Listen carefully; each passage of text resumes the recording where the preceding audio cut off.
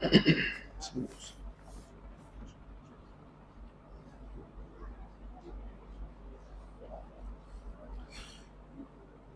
عليكم ورحمة الله وبركاته. إن الحمد لله نحمده ونستعينه ونستغفره ونعوذ بالله من شرور أنفسنا ومن سيئات أعمالنا. من يهده الله فلا مضل له ومن يضلل فلا هادي له، وأشهد أن لا إله إلا الله وحده لا شريك له، وأشهد أن محمدا عبده ورسوله الذي أرسله الله بالحق بشيرا ونذيرا وداعيا إلى الله بإذنه وسراجا منيرا. أما بعد، فإن أصدق الحديث كتاب الله، وخير الهدي هدي محمد صلى الله عليه وسلم، وشر الأمور محدثاتها، وكل محدثة بدعة، وكل بدعة ضلالة، وكل ضلالة في النار، أو كما قال عليه الصلاة والسلام. قال الله سبحانه وتعالى في كلامه المجيد: أعوذ بالله من الشيطان الرجيم، ذلكم الله ربكم له الملك والذين تدعون من دونه ما يملكون من قطمير। সম্মানিত উপস্থিতি, আত-তাওহীদ Islamic centre কর্তৃক আয়োজিত আজকের এই গুরুত্বপূর্ণ ইসলামী হালাকার সম্মানিত দিনী ভাই বোনেরা, শুরুতে আল্লাহ রাব্বুল আলামিনের অসংখ্য শুকরিয়া যে আলহামদুলিল্লাহ আমরা দীর্ঘ সময় পর আমাদের একটা নিয়মিত আলোচনা আমরা শুরু করেছিলাম আপনাদের সাথে। আমার জানা নেই যে আপনাদের খেয়াল আছে কিনা, যে বিষয়টি নিয়ে আমরা আলোচনা শুরু করেছি সেটি হচ্ছে কালিমাতুত তাওহীদ নিয়ে আমাদের আলোচনা শুরু হয়েছে। মাঝখানে লম্বা একটি সময় গ্যাপ হয়ে যাওয়ার কারণে হয়তো আলোচনা যে ধারাবাহিকতা, এই ধারাবাহিকতায় বড় ধরনের একটা ছেদ অথবা বিচ্ছিন্নতা এসে গিয়েছে। তো আমরা তারপরে আল্লাহ রাব্বুল আলামিনের অশেষ শুকরিয়া যে আলহামদুলিল্লাহ লম্বা সময় পরে হলেও যে আমরা আমাদের আলোচনায় আবার ফিরে আসতে পেরেছি। আজকের এই আলোচনা আমরা অংশগ্রহণ করার জন্য সুযোগ পেয়েছি এবং আপনারাও অংশগ্রহণ করতে পেরেছেন। এই জন্য আল্লাহ রাব্বুল আলামিনের শুকরিয়া আদায় করি আলহামদুলিল্লাহ। আপনারা নিশ্চয় অবগত হয়েছেন, ইসলামের মূল ঈমান এবং ইসলামের মূল যে ভিত্তি, মূল যে বেসমেন্ট, যার উপর ঈমান এবং ইসলাম প্রতিষ্ঠিত, সেটা হচ্ছে মূলত কালিমাতুত তাওহীদ। এই কালেমার মাধ্যমেই আমরা ইসলামে প্রবেশ করি এবং ঈমানের ঘোষণা দিই। এই কালেমার মাধ্যমেই আমরা ইসলামে প্রবেশ করি এবং ঈমানের ঘোষণা দিই। সুতরাং কোন ব্যক্তি যদি মুখে শুধু এই কালেমার ঘোষণা দেয় কিন্তু এই কালেমা সম্পর্কে কিছু না জানে, সেই ব্যক্তি সমস্ত আহলুল ইলমের ইজমা অনুযায়ী মানে কি বলেছে সেটা জানে না, কিন্তু মুখে ঘোষণা দিয়েছে। মুজাররাদ শুধু ইকরার করে ঘোষণা দেয়, কিন্তু এই কালেমার ভিতরে কি অর্থ আছে, এই কালেমা কি দাবি করে বা এই কালেমা বলতে কি বুঝায়, সেটা যদি কেউ না বুঝে তাহলে সে ব্যক্তি ইমানদার হতে পারবে না। যদি ইমানদার হয়ে যেত তাহলে আমাদের দেশে হিন্দুরা তো প্রায় লা ইলাহা ইল্লাল্লাহ জানে না, যে এরকম লোক একজনও নেই।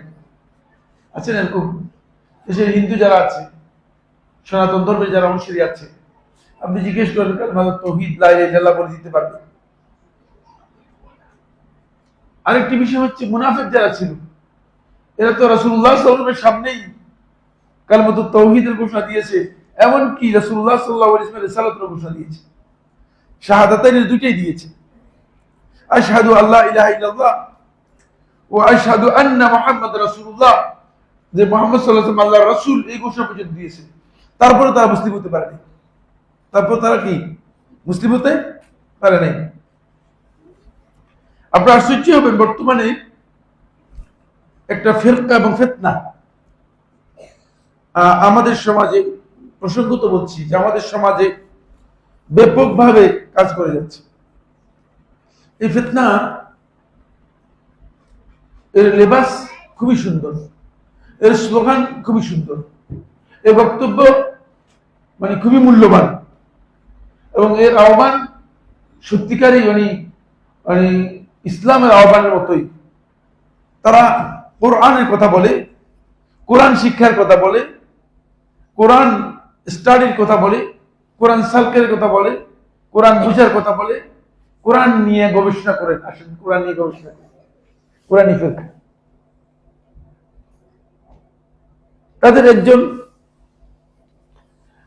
তাদেরই একটা প্রোগ্রামে আমাকে দাওয়াত দিয়েছে কয়েকদিন আগে। এমনি দাওয়াত দিয়েছে, আমার পরিচিত মানুষ খুব আশেপাশে থাকে, খুব জোর করার কারণে গিয়েছি আমি। যাওয়ার পরে তো সেখানে যে কোরআনী ফিরকার যে আলেম নিয়ে আসে, সে আলেম তিনি ওয়াজ করতেছেন, তিনি লোকদেরকে বুঝাচ্ছেন, এবং লোকদেরকে শুধু বুঝাচ্ছেন তারা বুঝিয়ে তাদের কাছ থেকে ইকরার স্বীকৃতি নিয়ে যাচ্ছেন, মানে যে ওইটাই মানে সঠিক। তাদেরকে বলতেছে ঠিক কিনা, তারা বলছে ঠিক ঠিক ঠিক। বুঝতে পেরেছেন? নাউজুবিল্লাহ। কি বলতেছে? মুহাম্মদ সাল্লাল্লাহু আলাইহি ওয়াসাল্লাম হচ্ছেন আল্লাহর দাস, আমরা তো আল্লাহর দাস। এই বক্তব্য ভুল আছে কোথাও? আপনার কি বলেন, ভুল আছে কিনা? হ্যাঁ, দেখছেন মহা ভুল রয়েছে, ভুল নাই কে বলছে? কিন্তু এই যে বুঝাই দিচ্ছে, দেখছেন এই যে মানুষদেরকে হাইকোর্ট দেখাই দিল, বেকুবকে হাইকোর্ট দেখে দিয়েছে। মুহাম্মদ সাল্লাল্লাহু আলাইহি ওয়াসাল্লাম আল্লাহর দাস, আপনিও আল্লাহর দাস, এতটুকু পর্যন্ত যদি আপনি ঘোষণা দেন এবং এই কথা বলে দিয়ে বুঝাচ্ছেন যে সুতরাং মুহাম্মদ সাল্লাল্লাহু আলাইহি ওয়াসাল্লাম পূজা করার আমাদের প্রশ্নই আসে না। পূজা বলতে বুঝাইছে যে মুহাম্মদ সাল্লাল্লাহু আলাইহি ওয়াসাল্লাম আনুগত্য করবো। কেন? আমরা তো আল্লাহর আনুগত্য করবো, আল্লাহর বিধান মানবো, আল্লাহর কথা মানবো, আল্লাহর হুকুম মানবো, আল্লাহর দিন মানবো। মুহাম্মদ সাল্লাল্লাহু আলাইহি ওয়াসাল্লাম বলছে এগুলো মানবো কেন? কথা বুঝতে পেরেছেন কিনা? কথা খুব সুন্দর না? কিন্তু মহাবুল মহাবুল আমি আপনাদেরকে ক্লিয়ার করে দিচ্ছি, বুঝুন ভালো করে। এই কালেমার মধ্যে, শাহাদাতাইনের মধ্যে স্পষ্ট রয়েছে আশহাদু আল্লা ইলাহা ইল্লাল্লাহ, এটা হচ্ছে উলুহিয়তের শাহাদাত। এরপরে রিসালাতের শাহাদাতের মধ্যে স্পষ্ট রয়েছে ওয়া আশহাদু আন্না মুহাম্মাদান আবদুহু ওয়া রাসূলুহু, মুহাম্মদ সাল্লাল্লাহু আলাইহি ওয়াসাল্লাম আল্লাহর বান্দা এবং রাসূল। যদি কোনো ব্যক্তি ওয়া আশহাদু আন্না মুহাম্মাদান আবদুহু এরপরে থেমে যায়, রাসূলুহু স্বীকার না করে, সে কাফের। সুতরাং আমরা আল্লাহর দাস, মুহাম্মদ আল্লাহর দাস, কথা বললে সঠিক হলো? দেখছেন সূক্ষ্ম জায়গাটা বুঝছেন কিনা? কিন্তু কিভাবে বুঝাই দিচ্ছে লোকদেরকে, সাধারণ পাবলিক হাইকোর্ট দেখাই দিচ্ছে, আর তারা তো বলছে ঠিকই তো বলতেছে, আমরা সবাই তো আল্লাহর দাস। আরে বাবা, মুহাম্মদ সাল্লাল্লাহু আলাইহি ওয়াসাল্লাম আল্লাহর গোলাম, আল্লাহর বান্দা, কোন সন্দেহ নেই। কিন্তু আল্লাহ রাসূল এই কথা ভুলে গেলে চলবে? এটা ঈমান আনা আমার আপনার উপর ফরজ। আর ঈমানকে স্বীকার করা কাফের। তাহলে এটা বললেন না কেন? যিনি বলবেন মুহাম্মদ সাল্লাল্লাহু আলাইহি ওয়াসাল্লাম আল্লাহর দাস, সাথে সাথে বলতে হবে তিনি আল্লাহর দাস, মানে আল্লাহর গোলাম এবং রাসূল। রাসূলের এই মর্যাদাটুকু যদি দিতে না পারেন, তাহলে আসলে গোলাম মানে ভয়ঙ্কর গলদ অবস্থার মধ্যে রয়েছেন। কালিমাতুত তাওহীদের অনুরূপ ভাবে কালিমাতুত তাওহীদের যদি সঠিক অর্থ না জানি, আমরা সত্যিকার ঈমানের যে ঘোষণা, সেই ঘোষণা না দিয়ে আমরা মনে করবো যে আমরা ঈমানদার হয়ে গেছি। মুনাফিকরা এই ঘোষণা দিয়েছে। মুনাফিকরা আল্লাহ রাসূল সাল্লাল্লাহু আলাইহি ওয়াসাল্লামের কাছে এসে শুধু এই কথা বলে নাই যে আপনি আল্লাহ রাসূল না, এই কথা বলে নাই, বলে আল্লাহ রাসূল আপনি। বলে আল্লাহর কসম করে বলছি অবশ্যই আপনি আল্লাহ রাসূল। কিন্তু তারা কি ঈমানদার ছিল? দেখেন আল্লাহ তাআলা ক্লিয়ার বলছে ওয়া মিনান নাসি মান ইয়াকুলু আমান্না বিল্লাহি ওয়া বিল ইয়াউমিল আখির ওয়া মা হুম বিমুমিনিন। লোকদের মধ্যে এমন একদল লোক আছে যারা বলবে আল্লাহর প্রতি ঈমান এনেছি এবং আখিরাতের প্রতি ঈমান এনেছি, ওয়া মা হুম বিমুমিনিন, তারা ঈমানদার নয়। আল্লাহ ডাইরেক্ট তাদের ঈমানকে কি করছে, একেবারে বাতিল করে দিয়েছে। অথচ তাদের বক্তব্যের মধ্যে কোথাও ভুল আছে? কোথাও ভুলটা কোথায়? ভুলটা না, কোন অসম্পূর্ণ কিছুই নেই। আমান্না বিল্লাহি ওয়াল ইয়াউমিল আখির, এটা কি অসম্পূর্ণ কিনা? না, অসম্পূর্ণ নয়। ঈমান ইজমালি, এটা ইজমা, সমস্ত আহলুস সুন্নাহ ওয়াল জামাতের ইজমা অনুযায়ী সাব্যস্ত হয়েছে। কেউ যদি ঈমান বিল্লাহ এবং বিল ইয়াউমিল আখির ঘোষণা দেয়, সে ঈমানদার। এটাকে ঈমান ইজমালি বলা হয়। থাকে ঈমান সম্পর্কে আলোচনা আসলে সামনে আমরা এটা বলবো। ঈমান ইজমালি, এটা বিল ইজমা জায়েজ, এটা পরিপূর্ণ ঈমানের ঘোষণা। তাহলে কি কারণে তারা মুসলমান হয় নাই? কি কারণে তারা ঈমানদার হয় নাই? আল্লাহ তাআলা বলেন তারা ওমা হুম বিমুমিনিন, তার কারণ হচ্ছে একটাই, সেটা হলো এই, তারা যেটা স্বীকার করেছে তারা এটা অন্তরে গ্রহণ করেনি। বুঝতে পেরেছেন? মুখে বলছে, শুধু মুখে বলার মাধ্যমে ঈমানদার হওয়া যায় না। শুধু মুখে বলার মাধ্যমে কি হওয়া যায় না? ঈমানদার হওয়া যায় না। বরং ওই বিষয়টি অবশ্যই অন্তরের মধ্যে কি করতে হবে? আপনাকে ধারণ করতে হবে অন্তরের মধ্যে। গত আলোচনাগুলোর মধ্যে মনে হয় দুটি ক্লাস হয়েছে না? দুটি ক্লাস হয়েছে। প্রথম ক্লাসে আমরা আলোচনা করেছিলাম কালামে তাওহীদের নাম এবং এর গুরুত্বের উপর আমরা আলোচনা করেছি কিছু কথা, আপনাদের নিশ্চয়ই খেয়াল আছে। দ্বিতীয় তাওহীদে আমি কালামে তাওহীদের আল্লাহ রাসূল সাল্লাল্লাহু আলাইহি ওয়াসাল্লাম যে গুরুত্বপূর্ণ ফাজাইল গুলো বর্ণনা করেছেন, এই কালেমার শ্রেষ্ঠত্ব এত বেশি যে এই মুসা আলাইহিস সালাতু ওয়াস সালাম আল্লাহ তাআলার কাছে বললেন, আল্লাহ আপনি আমাকে এমন একটা স্পেশাল কালেমা শিক্ষা দেন, একটা স্পেশাল কালেমা শিক্ষা দেন যেটার মাধ্যমে আমি আপনাকে ডাকবো, আপনার নৈকট্য লাভ করব। তখন আল্লাহ রাব্বুল আলামিন বললেন, মুসা স্পেশাল কালেমা হচ্ছে এটাই, সেটা হচ্ছে লা ইলাহা ইল্লাল্লাহ, এটা তুমি বেশি বেশি করে বলো। মুসা আলাইহিস সালাম বললেন, আল্লাহ এটা তো সব বান্দাই বলতেছে, সবাই বলতেছে। তখন আল্লাহ রাব্বুল আলামিন মুসা আলাইহিস সালামকে বলে দিলেন, মুসা এই আসমান এবং জমিনের সবকিছু, সমস্ত মানুষ এবং সমস্ত বান্দাদের সমস্ত নেক আমল যদি সবকিছু যদি এক পাল্লা রাখা হয়, আর এই কালেমাটুকু যদি এক পাল্লা রাখা হয়, তাহলে এই কালেমা এই আসমান জমিনের সবকিছু চেয়ে ভারী হয়ে যাবে। এটা এত মর্যাদাপূর্ণ, এর ফজিলত এত বেশি। মানে শুধুমাত্র যে ব্যক্তি মৃত্যুর সময় এই কালেমাটুকু বলে মারা যাবে, মানে এই কালেমা মুখের মধ্যে মৃত্যুর সময় যে ব্যক্তির লা ইলাহা ইল্লাল্লাহ বলে বের হয়ে গেল, সে ব্যক্তি জান্নাতি হয়ে যাবে, এ ব্যাপারে আর কোনো সন্দেহ নেই। এটা হাদিস, সহিহ হাদিস দ্বারা প্রমাণিত হয়েছে। দেখেন কত মর্যাদাপূর্ণ বিষয়। এই কারণেই এই কালেমা সম্পর্কে বিস্তারিত জানা আমাদের জন্য খুবই গুরুত্বপূর্ণ বিষয়। আজকের আলোচ্য বিষয় হচ্ছে যেটা, সেটা হলো এই, আমি আগে আপনাদেরকে বলেছিলাম যে এই কালেমার অর্থ নিয়ে নাউজুবিল্লাহ এক বিশাল বিভ্রাট বিভ্রান্তি আমাদের সমাজের মধ্যে ব্যাপকভাবে ছেয়ে আছে। বরং অনেকে এই কালেমাকে ভাগে করে নিয়ে গেছে।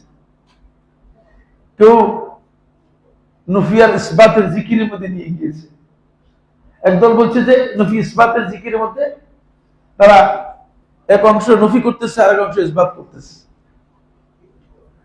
কেউ আরো একটু কাস্টমাইজ করে বলে নফির এত দরকার নেই, ইল্লাল্লাহর উপর জোর দিচ্ছে। কেউ আরেকটু কাস্টমাইজ করে ইল্লাবাদ দিয়ে বলতেছে আল্লাহর উপর জোর দিচ্ছে। কেউ আরেকটু কাস্টমাইজ করে আল্লাহবাদ দিয়ে হু হু হু উপর জোর দিচ্ছে। মানে কাস্টমাইজ করতে করতে, মানে এই কালেমাকে কাস্টমাইজ করতে করতে প্রবৃত্তির অনুসারীরা, বেদাতের অনুসারীরা এমন এক পর্যায়ে নিয়ে গিয়েছে যে শেষ পর্যন্ত তারা আল্লাহ রাব্বুল আলামিনের নামটা উচ্চারণ করতে পর্যন্ত আল্লাহ তাআলা তাদেরকে তৌফিক দেয় নাই। বলেন নাউজুবিল্লাহ। হু হু তো আল্লাহর নাম নয়। পৃথিবীর কোন আলেম বলছে কিনা হু আল্লাহর নাম? হ্যাঁ, হু আল্লাহর নামই না।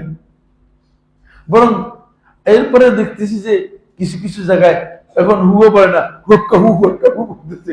ওইখানে কি শেষ পর্যন্ত এটাকে শিয়াল আছে না, শিয়ালের ডাকের মতো কি শুরু করে দিয়েছে। আল্লাহ তাআলা তাদেরকে মানুষ ছিল সৃষ্টিগত দিক থেকে মানুষ, কিন্তু তাদেরকে আল্লাহ রাব্বুল আলামিন কি করেছেন, শিয়ালের মতো করে দিয়েছেন, শিয়ালের ডাক দিচ্ছে। নাউযুবিল্লাহি মিন যালিক। আমরা আজকের আলোচনার মধ্যে কালিমাতুত তাওহীদের এই কালিমাতুল ইখলাস, যেই কালেমার মাধ্যমে আপনি আল্লাহ রাব্বুল আলামিনের উলুহিয়তের ঘোষণা দিবেন, এই কালেমার অর্থ কি, প্রকৃত অর্থ কি, সেই বিষয় নিয়ে কথা বলবো। এবং এই অর্থের মধ্যে যে বিভ্রান্তি আছে সেগুলো সম্পর্কে আপনাদের সামনে আলোচনা করব। আপনারা ভালো করে জানেন এই কালেমার অর্থ বিভিন্ন জন বিভিন্ন ভাবে তার দৃষ্টিভঙ্গিতে করেছে। যারা ওয়াহদাতুল উজুদের কায়েল, ওয়াহদাতুল উজুদ বলা হয় তাকে, এটা সুফিদের একটি বড় অংশ। সুফিবাদে বিশ্বাসী যারা, এদের একটা বিশাল অংশ, এরা ওয়াহদাতুল উজুদের কায়েল, ওয়াহদাতুল উজুদের বক্তব্য দেয়। ওয়াহদাতুল উজুদ হচ্ছে, উজুদ হলো মওজুদ, উজুদের অর্থ হচ্ছে কি, মওজুদ, মানে যা কিছু বর্তমান আছে। এখানে বর্তমান কি কি আছে বলতে পারবেন কি? মানে এই মাখলুকাত সহ, আল্লাহ সহ যা কিছু আছে সব কিছু। আল্লাহ কি বর্তমান না বর্তমান? আল্লাহ আছে কি নাই? তাহলে সুতরাং আল্লাহ উজুদের মধ্যে আছে। কথা কি বুঝতে পারছেন? যেহেতু আল্লাহ কি উজুদের মধ্যে আছে, সুতরাং তারাও মনে করে থাকে যে ওয়াহদাতুল উজুদ হচ্ছে মানে এই যে কুল মাখলুকাতের মধ্যে যা কিছু আছে সব কিছু আল্লাহ তাআলা সহ সব কিছু মূলত একটি সত্তা, এগুলো আলাদা কোনো সত্তা নেই। বলেন নাউযুবিল্লাহ। এই ধরনের আকীদা এই দেশের সুফিবাদীরা শুধু পোষণ করে তাই নয়। বাংলাদেশে আমি শুনছিলাম যে মানে একটা পীর আছে চট্টগ্রামে, বাইতুশ শরফের পীর, শুনছেন নাম? শুনছেন? দেখা হয়েছে কেউ? আমার সাথে সরাসরি দেখা হয়েছে। লোকেরা আমাকে বলছে যে এই পীরটা মানে ভালো পীর, মানে ভালো পীর যিনি, মানে পীরের দিক থেকে সবচেয়ে ভালো হচ্ছে এই আর কি আকীদা যারা, তিনি ওয়াহদাতুল উজুদের উপর একটা কিতাব লিখেছেন। এবার বুঝেন যে পক্ষে, এবার বুঝেন যে ভালো পীর হচ্ছে এই দশা, মানে বাকিদের অবস্থা কি। ওয়াহদাতুল উজুদের উপর কি করেছেন তিনি, আলাদা কিতাব লিখেছেন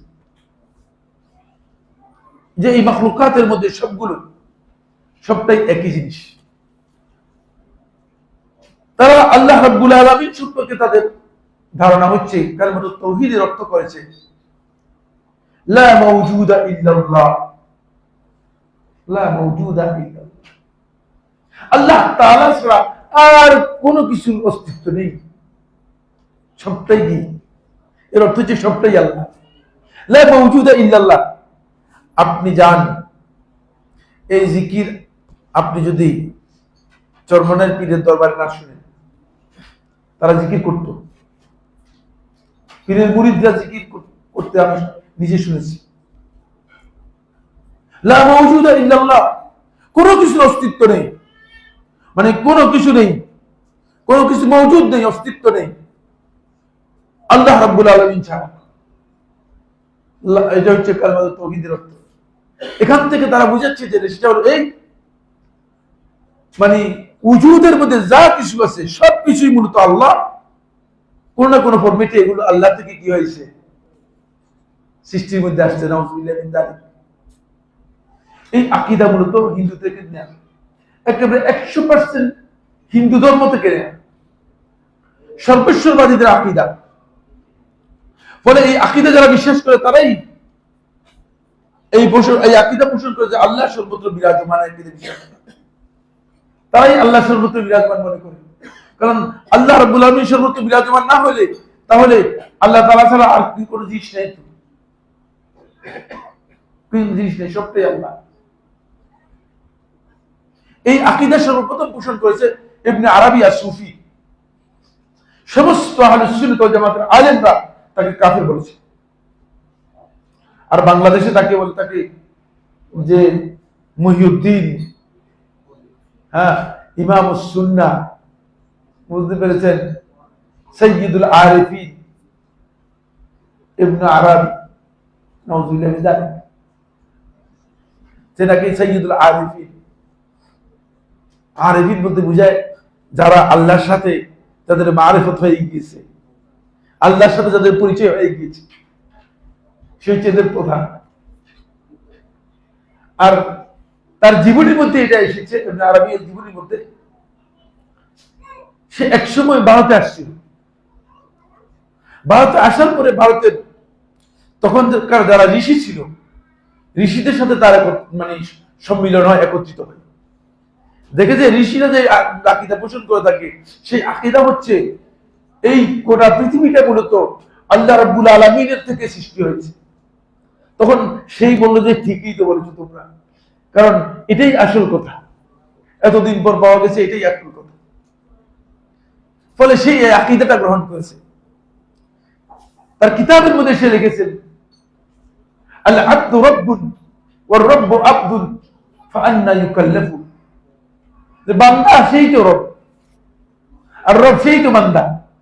কারণ যদি সব জিনিস আল্লাহ থেকে হয়, তাহলে আপনি হচ্ছেন আল্লাহ, আবার আল্লাহ হচ্ছেন আপনি।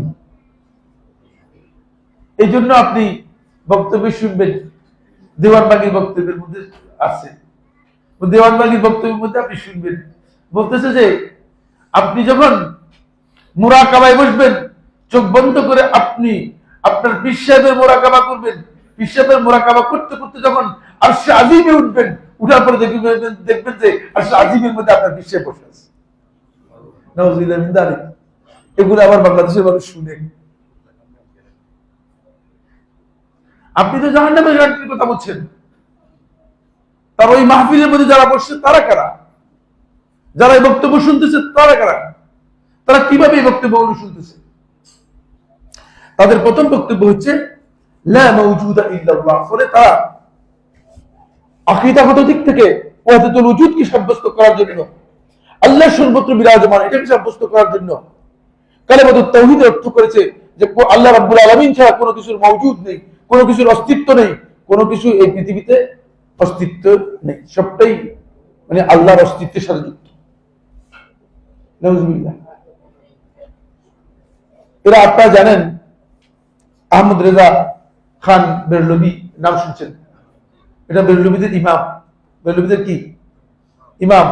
এই ইমামের লকব কি জানেন কিনা? এই ইমামকে তারা লকব দিয়েছে আলা হযরত। কি হযরত? আস্তাগফিরুল্লাহ। রাসূল সাল্লাল্লাহু আলাইহি ওয়াসাল্লাম বলে হযরত, রাসূলকে বলে কি? হযরত মুহাম্মদ সাল্লাল্লাহু আলাইহি ওয়াসাল্লাম। আর আহমদ রেজা খান বেরলভী বলে আলা হযরত, মানে কি বুঝলেন? রাসূলের চেয়েও আরেকটু উপরে। আলা মানে সর্বোচ্চ, মানে হযরতের মধ্যেও সর্বোচ্চ হযরত, রাসূলের চেয়েও একটু আলা। নাউযুবিল্লাহি মিন যালিক। এই ঢাকা শহরে বসুন্ধরা কনভেনশন সেন্টারে আলা হযরত কনফারেন্স করেছে। এগুলো আমাদের সব চোখের সামনে, আমরা দেখতেছি সব। আলা হযরত কনফারেন্স, এখানে আল্লাহ আর তার রাসূলের গুণগান বলে নাকি। যারা গিয়েছেন অথবা দেখেছেন, একজন তো জান নেই, আমার বিশ্বাস জান নেই, ভালো করেছে।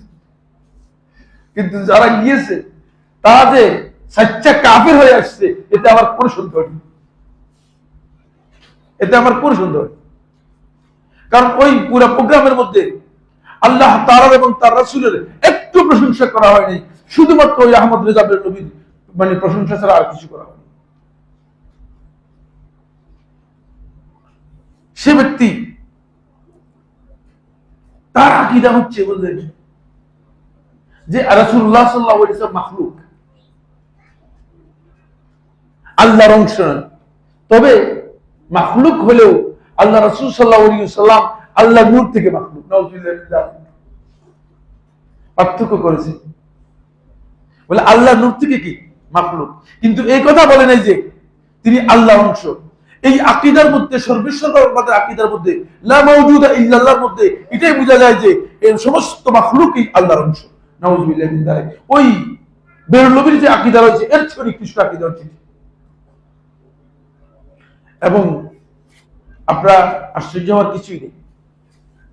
দেবন্দী মৌলবীরা তাহকিক ছাড়াই, কোন ধরনের তাহকিক ছাড়াই তারা এই ওয়াহদাতুল উজুদকে গ্রহণ করে এবং তারা এই কথা বলে যে আল্লাহ সর্বত্র বিরাজমান। জিজ্ঞেস করেন আপনি, তারা বলেন যে হ্যাঁ আল্লাহ সর্বত্র বিরাজমান, আল্লাহ রাব্বুল আলামিন আরশের উপর আছেন। এই কথা যদি আপনি তাদেরকে বলেন, তা বলছে এটা ইম্পসিবল, মোটেই না, আল্লাহ আরশের উপর নেই, আল্লাহ সর্বত্র বিরাজমান।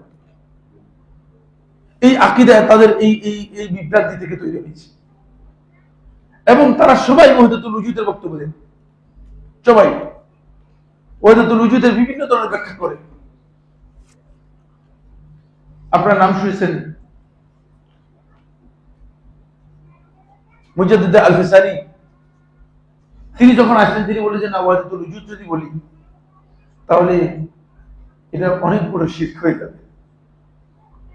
এই সর্বপ্রথম ওয়াহদাতুল উজুদকে বাদ দিয়ে ওয়াহদাতুল উজুদকে শব্দটা চেঞ্জ করে দিয়েছে,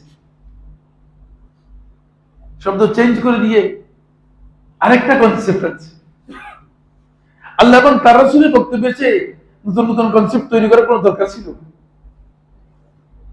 এই কালেমার অর্থ যদি আল্লাহ রাব্বুল আলামিন যেটা বলেছেন সেটা বুঝতাম, রাসূলুল্লাহ সাল্লাল্লাহু আলাইহি ওয়াসাল্লাম যেটা বলছেন সেটা বুঝতাম, সালফে সালিহিন যেটা বলছেন সেটা বুঝতাম এবং সেই অর্থ করতাম, তাহলে এই কথাগুলোর কোনো দরকার ছিল না। বলছেন না, আমরা ওয়াহদাতুল উজুদে বক্তব্য দেব না, আমরা এখন বলবো শাহাদাতুল উজুদ। বলে নাউজুবিল্লাহ। বাংলাদেশে এই যে আপনার যুবক আছে না, এখানে আমি আসলে দেখালাম না, যুবকদের আইডল একজন আছে, সে তার বক্তব্যের মধ্যে বলে যে আমরা শাহাদাতুল উজুদকে স্বীকার করি, ওয়াহদাতুল উজুদকে স্বীকার করি না, অহংকার করে বলেন। নাউজুবিল্লাহ, এটাও একটা শিরক। শাহাদাতুল উজুদ বলে তারা মনে করে থাকে যে মানে উজুদের সবকিছু আল্লাহ রাব্বুল আলামিনের সাক্ষী। মানে কি বুঝাতে চাচ্ছে, এই শব্দ দিয়ে কি পার্থক্য করতে চেয়েছে? আদৌ কোনো পার্থক্য হয়েছে? আর কেন আপনি এই জায়গায় যাচ্ছেন?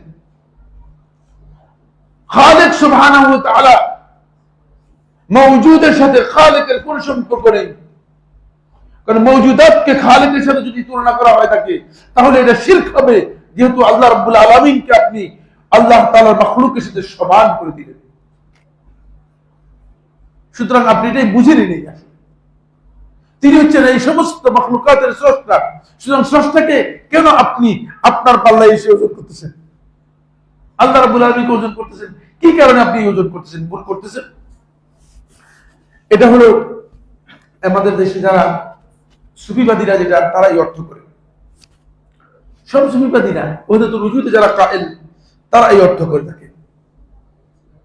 দ্বিতীয় হচ্ছে মুতাকাল্লিমিন সম্প্রদায়, যারা ইলমুল কালাম নিয়ে বেশি চর্চা করেছে। আল্লাহ রাব্বুল আলামিন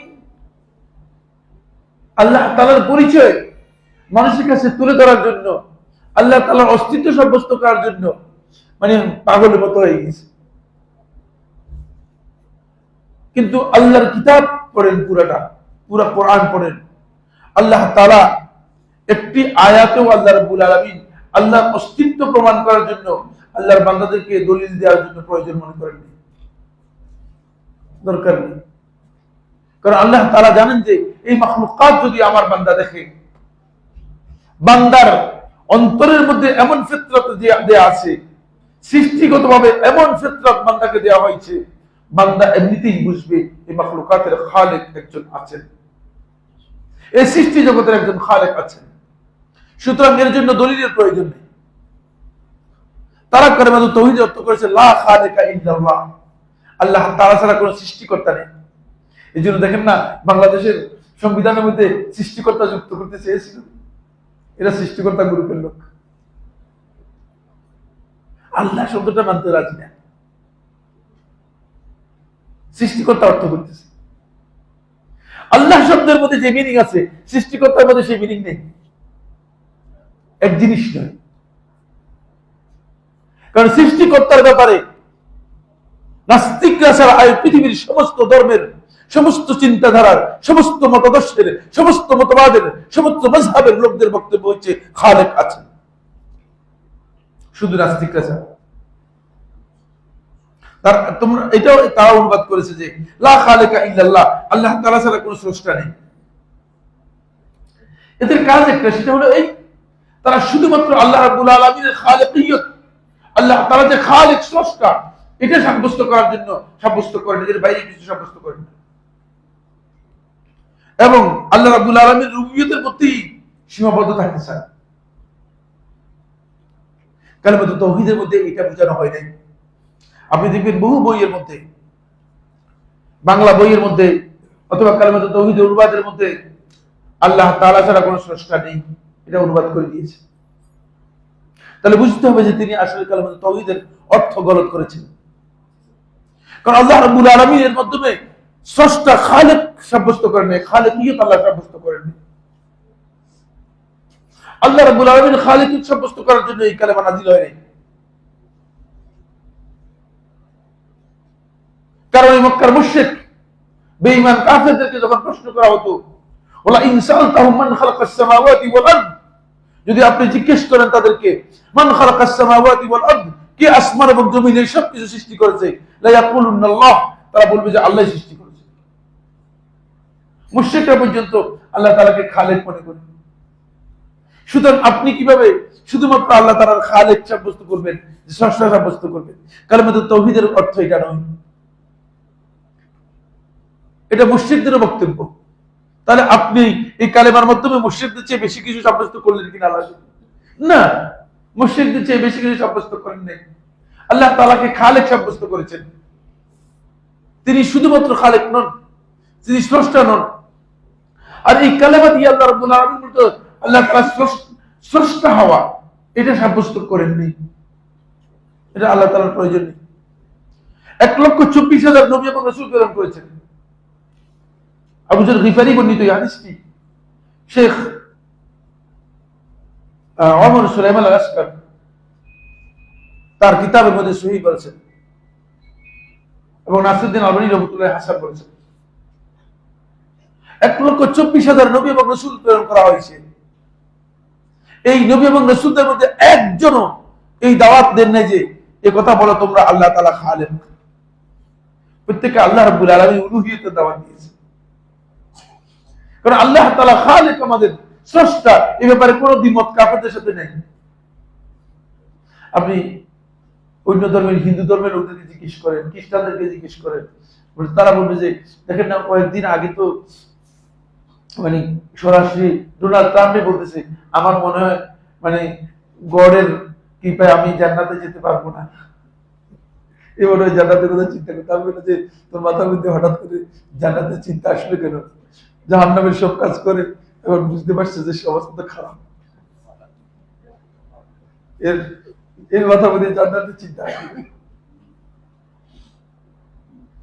তারা তাদের বক্তব্যের মধ্যে আছে ইন গড উই ট্রাস্ট, আমরা গডে বিশ্বাস করি। বুঝতে পেরেছি? তো তাহলে তাদের সাথে আমাদের সাথে পার্থক্য। এই কালেমার যদি অর্থ করেন আপনি শুধুমাত্র খালেক, তাহলে আপনি তো গলত অর্থ করলেন। আর এই অর্থ যারা করেছে তারা সবাই রুবুবিয়তের কথা বলে, রুবুবিয়তে নিয়ে আলোচনা করে। ফলে কালিমাতুত তাওহীদের আলোচনা যখন শুরু হয় তখন অনেক জায়গায় আপনি দেখবেন যে শুধুমাত্র আল্লাহ তাআলার রুবুবিয়ত নিয়ে আলোচনা করেন, অন্য কিছুই আলোচনা হয় না। এটা হলো 2 নম্বর।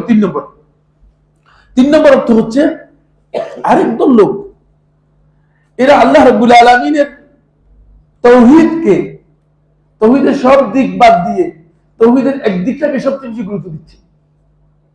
সেটা হচ্ছে আল্লাহ রাব্বুল আলামিনের হাকিমিয়তকে গুরুত্ব দিচ্ছে। আল্লাহ তাআলা হুকুমদাতা, কোন শুদ্ধ নেই। হুকুম কে দেন? হুকুম কে দেন? হুকুম দেওয়ার অধিকার কার? ইনিল হুকমু ইল্লা লিল্লাহ। হুকুম দেওয়ার ক্ষমতা কার? আল্লাহ রাব্বুল আলামিনের। কিন্তু এই কালেমার অর্থের মধ্যে এই কথা নেই, এই কালেমার মধ্যে এটা নেই। কিন্তু তারা বলতেছে যে এই কালেমার অর্থ হচ্ছে লা হাকিমা ইল্লা ইল্লাল্লাহ, আল্লাহ তাআলা ছাড়া কোনো হাকিম নেই। এই বক্তব্য শুদ্ধ কিনা? কোরআন দিয়ে এই বক্তব্য বাতিল। আগের বক্তব্য কোরআন দিয়ে বাতিল।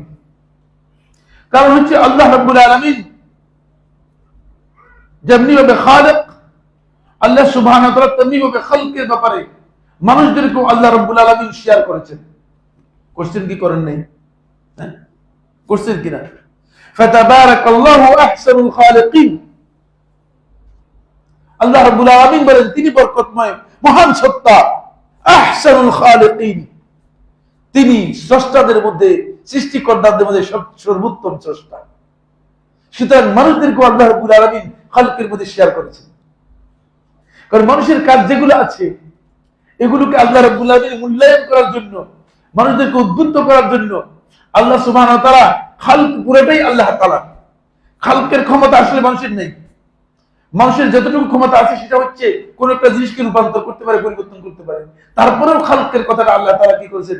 মানুষের দিকে সম্পর্কিত করেছেন, মানুষের দিকে সম্পর্কিত করেছেন। ঠিক অনুরূপ ভাবে লা হাকিমা ইল্লাল্লাহ যারা বলছে তাদের বক্তব্য ভুল। আলাইসাল্লাহু বিআহকামিল হাকিমিন, দেখছেন আল্লাহ রাব্বুল আলামিন বলতেছেন আলাইসাল্লাহু বিআহকামিল হাকিমিন, আল্লাহ তাআলা কি নন আহকামুল হাকিমিন, যারা হুকুম করার দাতা, যারা বিচারক, জাস্টিস করে থাকে, তাদের মধ্য থেকে সবচেয়ে শ্রেষ্ঠ বিচারক আল্লাহ রাব্বুল আলামিন, মহান বিচারক। দেখছেন হাকিম শব্দটা আল্লাহ তাআলা মানুষের দিকে সম্পর্কিত করেছেন, মানুষের দিকে সম্পর্কিত করেছেন। সুতরাং আপনি যে বক্তব্য দিয়েছেন লা হাকিমা ইল্লাল্লাহ, এটা মোটেও শুদ্ধ নয়। হুকুমদাতা আল্লাহ ছাড়া আর কেউ নেই, এই বক্তব্য মোটেও শুদ্ধ নয়। একজন লোক মানে যখন হাকিমিয়তের, তাওহীদুল হাকিমিয়তের বক্তব্য চালু হলো, তাওহীদুল হাকিমিয়তের বক্তব্য সর্বপ্রথম মিশর থেকে একজন ইসলামিক স্কলার আবিষ্কার করেন। সালফে সালেহিনদের বক্তব্যের মধ্যে পাওয়া যায়নি। তবে কোন সন্দেহ নেই হাকিমিয়ত আল্লাহ তাআলার রুবুবিয়তের একটা অংশ, এটাকে অস্বীকার করার কোনো সুযোগ নেই। আমি আমার সহিহ ইসলামী আকীদার মধ্যে হাকিমিয়তের কথা উল্লেখ করেছি। আর একজন আমার কাছে লিখছে, শেখ আপনি কি সালাফদের বিপরীতে লিখলেন কিনা? আমি বলেছি না, সালাফদের বিপরীতে লিখি নাই, আমি সালাফদের বক্তব্যটাকে ক্লিয়ার করে দিয়েছি।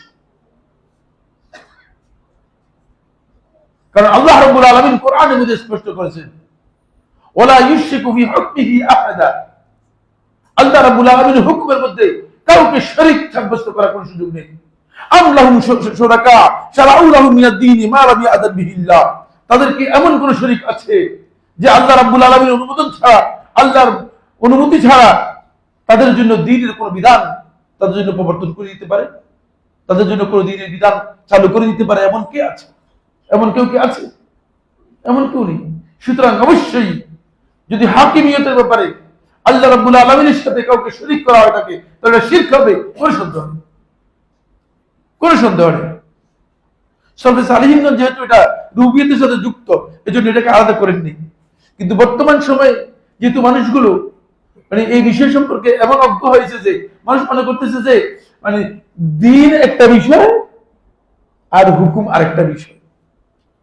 আপনার কি মনে? আপনারা তো এমনটাই মনে করতেছেন রাষ্ট্র আলাদা চালাবে, আর আমরা এই মসজিদের মধ্যে এটা কি দুয়ারিপাড়া মানে তাওহীদ ফাউন্ডেশন মসজিদের মধ্যে আল্লাহ আল্লাহ করবো শুধু, এটা কি না? আসলে না, এটা নয়। আল্লাহর এই জমিন অবশ্যই আল্লাহর জমিনের মধ্যে আল্লাহর হুকুমই চলবে, সেটা আমাদের মাধ্যমে চলতে হবে। আমরা যদি না চালাতে পারি এটা আমাদের ব্যর্থতা, এটা আমাদের ব্যর্থতা। কিন্তু সেটা পদ্ধতি কি হবে? সালফে সালেহিন যে পদ্ধতি দিয়েছে সেই পদ্ধতিতে হবে, অবশ্যই সালাফদের মানহাজ অনুযায়ী হতে হবে। কিন্তু আপনি যদি মনে করেন যে না বাজার শয়তানের জন্য, মসজিদ আল্লাহ ওয়ালাদের জন্য, তাহলে আপনি ইসলামকে ঠিক রাখলেন কিনা? হ্যাঁ, ইসলাম ঠিক আছে কিনা? না, ইসলাম ঠিক নেই, গলত করে ফেলেছে। সবখানেই মূলত আল্লাহর বান্দা, ইসলাম সবখানেই চলবে, সব জায়গাতেই ইসলাম চলবে।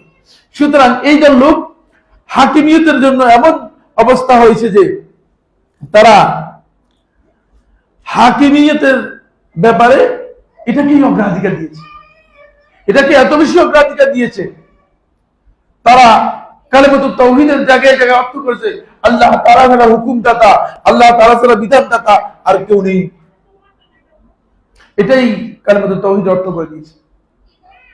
কিন্তু আসলে লা ইলাহা ইল্লাল্লাহর অর্থের মধ্যে আল্লাহ রাব্বুল আলামিন এটা বলেননি। কারণ হুকুমের বিষয়টা আল্লাহ তাআলা অন্য আয়াতের মাধ্যমে জানিয়ে দিয়েছেন, নবীদের রিসালাতের মাধ্যমে জানিয়ে দিয়েছেন। এই কালেমার মধ্যে আল্লাহ তাআলা যেটা বান্দার জন্য চাইছেন সেটা এটা না, এটা অর্থের গলদ। এবং এই গলদ অর্থ সমাজের মধ্যে এত বেশি প্রচলন আছে যে আপনি যে কোনো একজনকে জিজ্ঞেস করেন, আপনি একজনকে জিজ্ঞেস করলে দেখবেন যে অনেককে জিজ্ঞেস করবেন, এর মধ্যে শতকরা আপনি অন্তপক্ষে 40 জন পেয়ে যাবেন যারা বলবে যে না, আল্লাহ তাআলা ছাড়া কোনো বিধানদাতা নেই। এটা হচ্ছে কালেমাতুত তাওহীদের অর্থ। একেবারেই গলত। অবশ্যই আল্লাহর বিধান আল্লাহর বান্দাদের জন্য অপরিহার্য, কোনো সন্দেহ নেই। কিন্তু একটি বিষয় আপনাকে জানতে হবে, সেটা হচ্ছে এই আল্লাহ রাব্বুল আলামিন যে বিধান দিয়েছেন সেই বিধানের বাইরে আল্লাহ তাআলা আল্লাহর বান্দাদেরকেও বিধান দেওয়ার জন্য অনুমতি দিয়েছেন। যেখানে আল্লাহ তাআলা অনুমোদন দিয়েছেন সেখানে আপনি হুকুম দিতে পারবেন, সেখানে আপনি কি দিতে পারবেন? হুকুম দিতে পারবেন। হুকুমটাকে আল্লাহ রাব্বুল আলামিন মানে পুরোটাই আল্লাহর জন্য রেখে দেননি। কিছু বিধান আল্লাহ রাব্বুল আলামিন নিজেই দিয়েছেন, এগুলোর মধ্যে সামান্যতম রদবদল করা যায় না। কিন্তু আর বাকি বিধানগুলো যেগুলো মানুষের জন্য ফ্লেক্সিবল, মানুষের জন্য পরিবর্তন করা যায়, সহজ করা যায়, চেঞ্জ করা যায়, এগুলো আল্লাহ রাব্বুল আলামিন মানুষের দিকে ছেড়ে দিয়েছেন, মানুষের বিবেকের কাছে ছেড়ে দিয়েছেন, মানুষের বিবেকের কাছে ছেড়ে দিয়েছেন।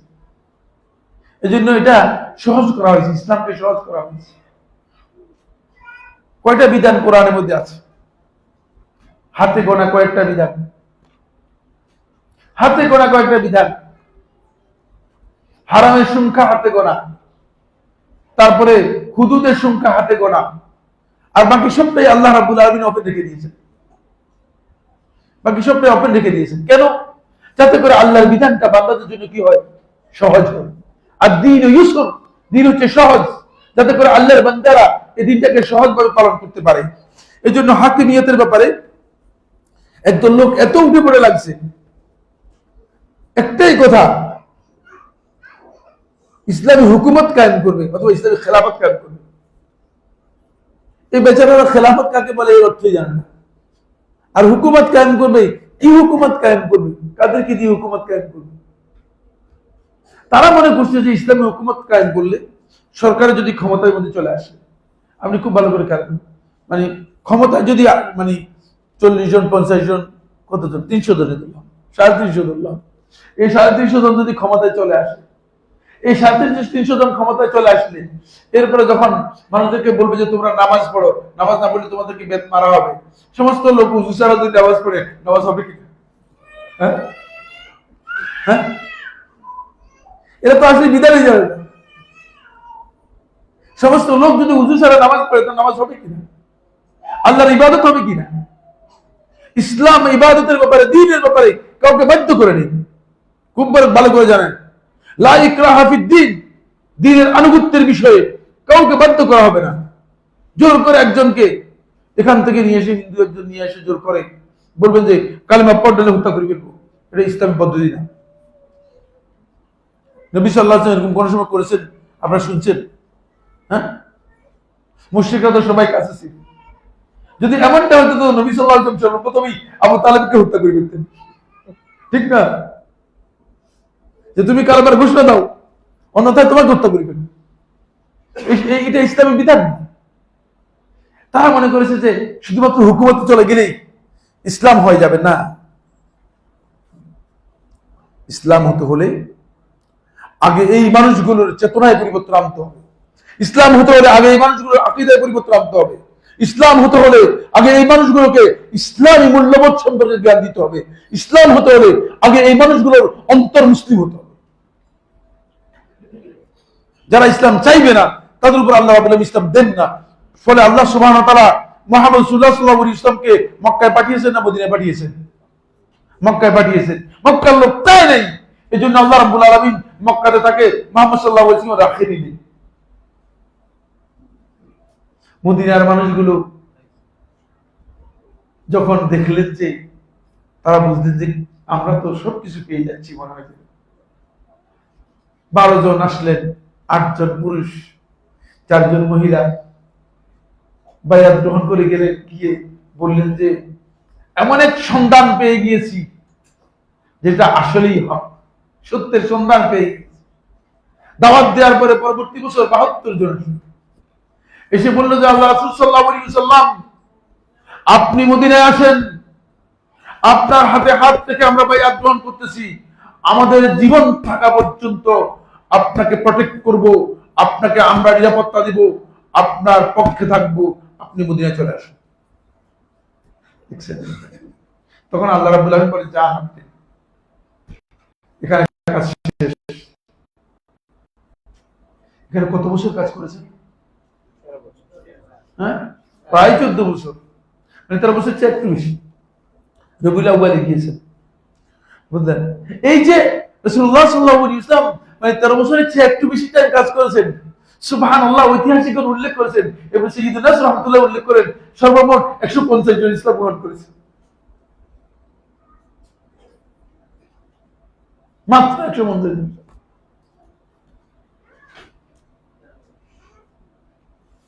হিসাব করে দেখেন, এর চাই নেই।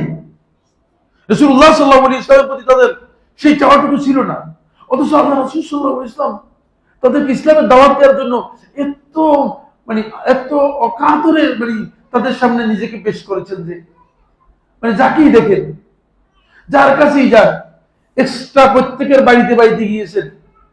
সে সর্বশেষ উকবা ইবনে আবি মুআইত, সবচেয়ে বড় সর্দার উকবা ইবনে আবি মুআইত, যে উকবা ইবনে আবি মুআইত রাসূলুল্লাহ সাল্লাল্লাহু আলাইহি ওয়াসাল্লাম যখন আল্লাহর ঘরের সামনে সিজদায় গিয়েছেন, রাসূলুল্লাহ সাল্লাল্লাহু আলাইহি ওয়াসাল্লামের ঘাড়ের উপর উটের নাড়ি বুড়িয়ে এনে ফেলে দিয়ে রাসূলুল্লাহকে হত্যা করার জন্য চেষ্টা করেছে। তার বাসায় গিয়ে রাসূলুল্লাহ সাল্লাল্লাহু আলাইহি ওয়াসাল্লাম তাকে কনভিন্স করে ফেলছে, উকবা রাজি হয়ে গেছে, ইসলাম গ্রহণ করবে। আল্লাহ রাসূল সাল্লাল্লাহু আলাইহি ওয়াসাল্লাম এমন মানে অস্থির হয়ে গেছে যে দাওয়াত দিতে। আল্লাহ তাআলা কোরআনের মধ্যে সূরা কাফে থেকে লাআল্লাকা বাখিউন নাফসাক, মনে হচ্ছে যেন আপনি তারা ইসলাম গ্রহণ না করলে আপনি নিজেকে ধ্বংস করে ফেলবেন, এটা আমি আপনাকে বলি যে এখানে পারতেছেন না, আবার চলে গেলেন বনি সাকিব করতে তায়েফে। মনে করেন যে তায়েফের মানুষগুলো তো ভালো, মক্কার মানুষ এগুলো একটু শক্ত বেশি, এদের অন্তর একটু শক্ত। তায়েফের বনি সাকিব গোত্রের লোকরা ভালো মানুষ, সেখানে গেলেন, কিন্তু সেখানে গিয়ে কি অবস্থা হলো, ভয়ঙ্কর অবস্থা। কিন্তু দেখেন আল্লাহ রাব্বুল আলামিন যখন রাসূলুল্লাহ সাল্লাল্লাহু আলাইহি ওয়াসাল্লামকে মদিনার মানুষ চাইলেন, তখন আল্লাহ রাব্বুল আলামিন বলেন যে আপনি মদিনায় চলে যান। গেলেন তো গেলেন, মানে গিয়ে শুরুতেই ইসলামের বিজয় পেলেন। যাওয়ার পরে তিনি মুহাম্মদ সাল্লাল্লাহু আলাইহি ওয়াসাল্লাম মদিনা থেকে হিজরত করে আসছেন এমন হয় নাই, বরং হয়েছে মুহাম্মদ সাল্লাল্লাহু আলাইহি ওয়াসাল্লাম এসেছেন মদিনার সাইয়্যিদ হিসেবে, মদিনার নেতা হিসেবে এসেছেন। চিন্তা করেছেন? এটা হচ্ছে মানুষ চাইতে হবে, মানুষ চাইতে হবে। যারা এই হাকিমিয়তের দাওয়াত দিচ্ছেন, বারবার হাকিমিয়তের কথা বলছেন, বলতে থাকেন, কিন্তু এই দাওয়াত দিয়ে যদি নবী সাল্লাল্লাহু আলাইহি ওয়াসাল্লামের সিয়ারত থেকে, নবী সাল্লাল্লাহু আলাইহি ওয়াসাল্লামের সুন্নাত থেকে যদি এই দাওয়াতটা না বুঝেন, তাহলে এই দাওয়াত কি হবে না, কোনো কাজে লাগবে না। ক্ষমতায় যাওয়া একটা বিষয়, আর মুসলমানদেরকে, মুসলিমদেরকে আল্লাহর বান্দা হিসেবে ইসলামের জন্য দাওয়াত দেওয়া আরেকটা বিষয়, দুইটা এক জিনিস। এই লোকগুলো কালেমাতুত তাওহীদের অর্থ মানে একটা বিভ্রাট তৈরি করে দিয়েছে। 4 নম্বর অর্থ করেছে বাতিনি সম্প্রদায়। বাতিনি সম্প্রদায় কালেমাতুত তাওহীদ অর্থ করেছে এবং একটা বাতিনি অর্থ করে দিয়েছে। তারা বলছে যে মানে এটা হচ্ছে আসল জিনিস। গোলাতু সুফি এবং বাতিনি, সুফিদের মধ্যে একদল সুফি আছে, তারা মনে করে থাকেন যে আল্লাহ রাব্বুল আলামিন মানে ইমানদার ব্যক্তিদের অন্তরের মধ্যে আল্লাহ রাব্বুল আলামিনের স্থান, ইমানদার ব্যক্তিদের অন্তরের মধ্যে আল্লাহ তাআলার স্থান, এবং আল্লাহ রাব্বুল আলামিন মানে একমাত্র আল্লাহই হচ্ছে আমাদের একমাত্র অভিষ্ট লক্ষ্য। জান্নাতও চাই না, জাহান্নামও চাই না। জান্নাত জাহান্নামের আমার প্রয়োজন নেই, বলে আপনার ইবাদতের আমার প্রয়োজন নেই, আপনার সওয়াব এবং শাস্তিরও প্রয়োজন নেই, আমার প্রয়োজন কি? আল্লাহর প্রয়োজন। এটা ইসলামের বক্তব্য নয়, এটা কিন্তু ইসলামের বক্তব্য নয়। আপনাদের কাছে মনে হচ্ছে খুব ভালো কথাই তো বলছি, লোকটা আল্লাহর প্রয়োজন মানে আল্লাহর কিন্তু কি হয়ে যাচ্ছে না, বলছে আমরা আল্লাহর আশেক, আমাদের নামাজ রোজার দরকার নেই। এরকম কথা শুনছেন কিনা? শুনছেন কিনা এরকম কথা? হ্যাঁ, শুনেন না কোথাও? আপনি ওই যে এখানে গুলিস্তানে যে একটা মানে কবর আছে না, এখানে এরা জিজ্ঞেস করেন, বলে বেড়া তোমরা নামাজ পড়ো না কেন? বলছে আপনি বুঝবেন না, আমরা আল্লাহর আশেক, আমাদের নামাজ লাগে না। কারণ আমরা চাই আল্লাহকে, শুধু নামাজ রোজা আমাদের দরকার কি, সওয়াবের দরকার কি? জান্নাত জাহান্নাম চাই না তোমরা, বলে তোমরা জান্নাত জাহান্নামে যাও, জান্নাত জাহান্নাম নিয়ে তোমরাই চিন্তা করো, আমরা হচ্ছে আল্লাহর আশেক, আল্লাহকে চাই। এই দল লোক কালেমাতুত তাওহীদের অর্থ করেছে কি দেখেন, লা মাকসুদা ইল্লাল্লাহ ওয়া লা মাতলুবা ইল্লাল্লাহ, আল্লাহ তাআলা ছাড়া কোন মাকসুদ নেই। সময় কি শেষ? আচ্ছা, লা মাকসুদা ইল্লাল্লাহ, আল্লাহ তাআলা ছাড়া আমাদের আর কোন অভিষ্ট লক্ষ্য নেই, উদ্দেশ্য নেই।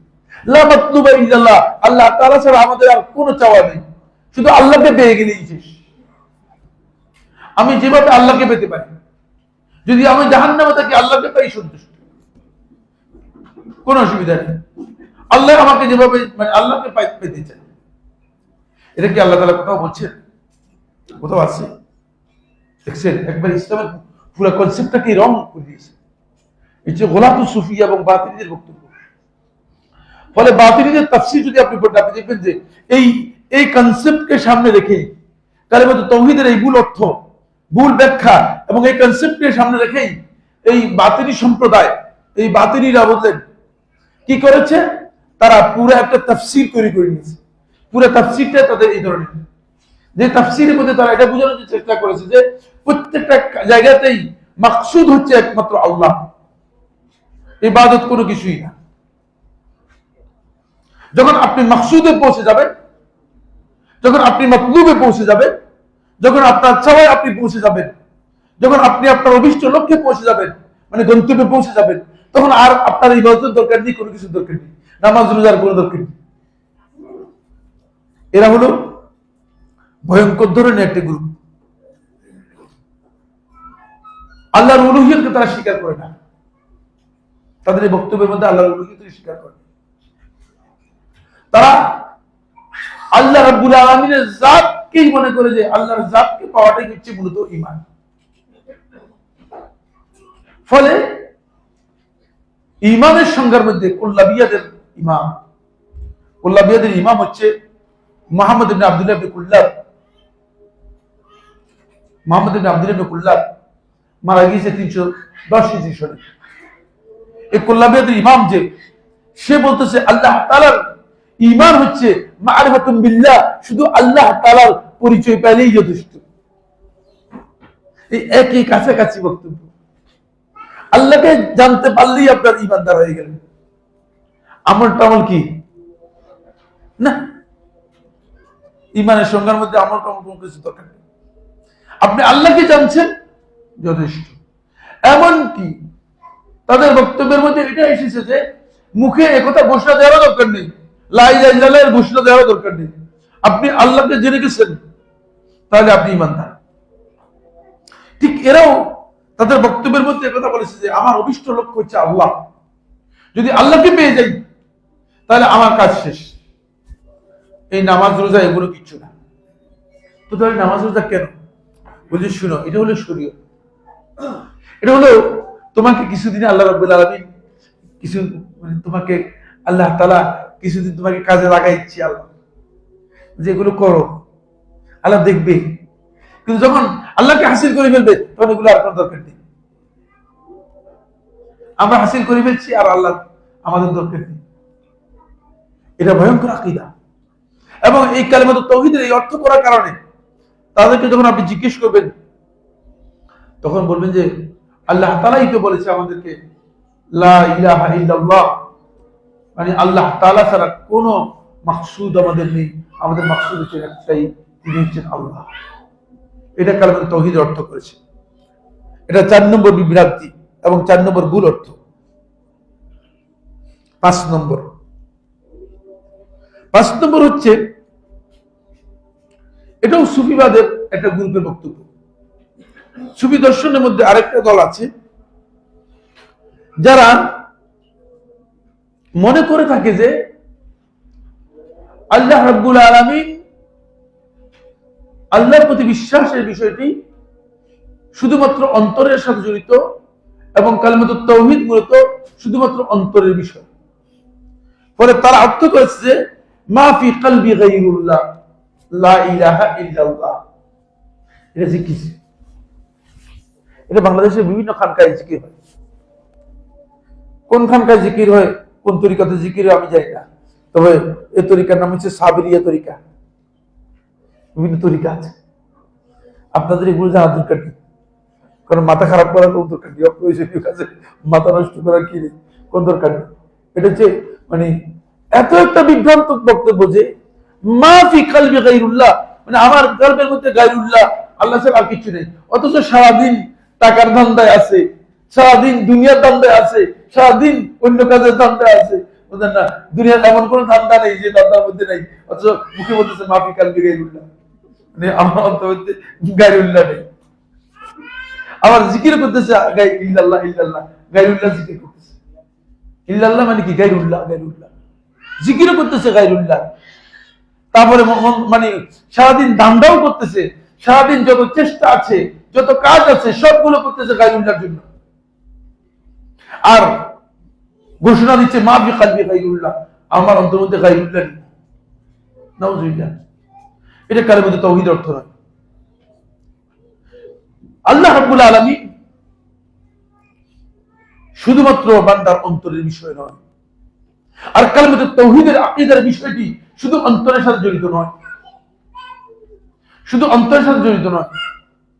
যদি শুধু অন্তরের সাথে জড়িত হতো তাহলে রাসূলুল্লাহ সাল্লাল্লাহু আলাইহি ওয়াসাল্লাম কথা বলতেন না, উমিরতু আন উকাতিলান নাস, আমাকে নির্দেশ দেওয়া হয়েছে আমি মানুষের সাথে যুদ্ধ করার জন্য। হাত্তা ইয়াশহাদু আল্লা ইলাহা ইল্লাল্লাহ, যতক্ষণ পর্যন্ত তারা এই সাক্ষী দেয় যে আল্লাহ রাব্বুল আলামিন ছাড়া সত্যিকার কোনো ইলাহ নেই, সত্যিকার কোনো মাবুদ নেই। দেখছেন, মানে যতক্ষণ পর্যন্ত তারা তাওহীদ এবং লা ইলাহা ইল্লাল্লাহ এর ঘোষণা না দিবে, ততক্ষণ পর্যন্ত আমি নির্দেশিত হয়েছি তাদের সাথে যুদ্ধ করার জন্য। সুতরাং শুধু এটা অন্তরের বিষয় না, অবশ্যই মুখে স্বীকৃতি দিতে হবে, মুখে স্বীকৃতি দিতে হবে। অন্তরের যদি বিষয় হতো তাহলে অমুসলিম যারা আছে, যারা অন্তরে আল্লাহ তাআলা আছেন অথবা আল্লাহ বিশ্বাস করেন, বলে যে আল্লাহ একজন আছে, তাহলে তারা সবাই মুসলিম হয়ে যেত, তাদেরকে ইমানদার মনে করা হতো। কিন্তু তারা ইমানদার কেউ না। এই জন্য ইমানের জন্য প্রথম বিষয় হচ্ছে ইমানের ইকরার করতে হবে, স্বীকৃতি দিতে হবে। ফলে ইমানের অর্থ অনেকে করে, ইমানের অর্থ কি? বিশ্বাস। ইমান অর্থ কি? ইমান অর্থ করে বিশ্বাস। এটা একেবারে গলদ অর্থ। শেখুল ইসলাম ইবনে তাইমিয়া রাহমাতুল্লাহ কিতাবুল ঈমানের মধ্যে বলেছেন, ইমানের অর্থ হচ্ছে মেনে নিয়ে স্বীকার করা, মেনে নিয়ে স্বীকৃতি দেওয়া। অন্তরে একটা বিষয় মেনে নিয়ে স্বীকৃতি দেওয়ার নাম হচ্ছে ইমান। আর যদি আপনি শুধুমাত্র বিশ্বাস করেন, এটাকে ইমান বলা হবে না, এটা ইমান নয়। এটা যখন আমরা ইমানের আলোচনা আসবো তখন এই বিষয়ে বিস্তারিত আলোচনা করব ইনশাআল্লাহ। আসেন, এরা এই দল লোকের বক্তব্য হচ্ছে যে আল্লাহ রাব্বুল আলামিন আসমান জমিনের কোথাও আল্লাহ তাআলার অবস্থান নেই। আল্লাহ তাআলার অবস্থান একটা মাত্র জায়গায় আছে, সেটা হচ্ছে মানুষের অন্তরের মধ্যে। নাউযুবিল্লাহি মিন যালিক। এই আকীদাটা একটা বড় আকীদা, এবং তারা এটা ক্লিয়ার করে না যে এটা কি সকল মানুষের অন্তরের মধ্যে না ইমানদারদের অন্তরের মধ্যে, এটা কিন্তু ক্লিয়ার করে না। এত বিভ্রান্ত আকীদা পোষণ করে থাকে। 6 নম্বর আকীদা, এই আকীদা দাওয়াত চলতেছে। এটা প্রসিদ্ধ আকীদা, প্রসিদ্ধ দাওয়াত, এবং এই দাওয়াতের বর্তমান বাংলাদেশে এই দাওয়াতের অনুসারী সংখ্যা আমার মনে হয় শতকরা 25 থেকে 30% হবে যারা তাবলীগ জামাতের অনুসারী, তারা এই দাওয়াত দিয়ে থাকে। তাদের এই দাওয়াতের বক্তব্য হচ্ছে কিছুতে কিছুই হয় না, সবকিছু আল্লাহ থেকে হয়। এটা হচ্ছে কালেমাত তাওহীদের অর্থ। নাউজুবিল্লাহ। আপনি দেখবেন লা ইলাহা ইল্লাল্লাহ বলে তারা এটা বলেন যে লা ইয়াকুনু ওয়া লা ইয়াকুনু শাইউন ইল্লা বিল্লাহ, কোনো কিছু হয় না, কোনো কিছু কোনোদিন হবে না একমাত্র আল্লাহর পক্ষ থেকে ছাড়া। এ কথা কি শুদ্ধ কিনা? বক্তব্য শুদ্ধ? যে কোনো একজন বলেন শুদ্ধ কিনা? এটা মোটেও শুদ্ধ নয়, মোটেও শুদ্ধ নয়। আমরা আমাদের আকীদা স্বচ্ছ ক্লিয়ার, এটা মোটেও শুদ্ধ নয়। কারণ আল্লাহ সুবহানাহু ওয়া তাআলা এর দিকে কোনো খারাপ কাজকে নিষিদ্ধ করার কোনো বৈধতা নেই। আপনি জিনা করে, আপনি আল্লাহর সাথে শিরক করে, আপনি কবরে গিয়ে সিজদা করে বলবেন যে আল্লাহ তাআলা আমাকে সিজদা করাইছে কবরে, সম্ভব এটা? হ্যাঁ, নাউযুবিল্লাহি মিন যালিক। তাহলে তো আল্লাহ তাআলাকে দোষারোপ করে দিলেন। ওই সেদিন লোক বলতেছে, শোনো, ওই যে এই যে গাঞ্জা, এটা সৃষ্টিকর্তা কে? বলছে আল্লাহ। তো সৃষ্টি করছেন কার জন্য? বান্দার জন্য। তুমি হারাম বলতেছো কেন? কত সুন্দর যুক্তি! মানে যুক্তি কাকে বলে? যুক্তি দিয়ে গাঞ্জা হালাল করার যুক্তি বের করতেছে। গাঞ্জা সৃষ্টি করছে আল্লাহ, সুতরাং করছে কার জন্য? বান্দার জন্য। সুতরাং তুমি হালাল করার, হারাম করার কে? যদি হারাম হতো তিনি সৃষ্টি করতেন না। চিন্তা করছেন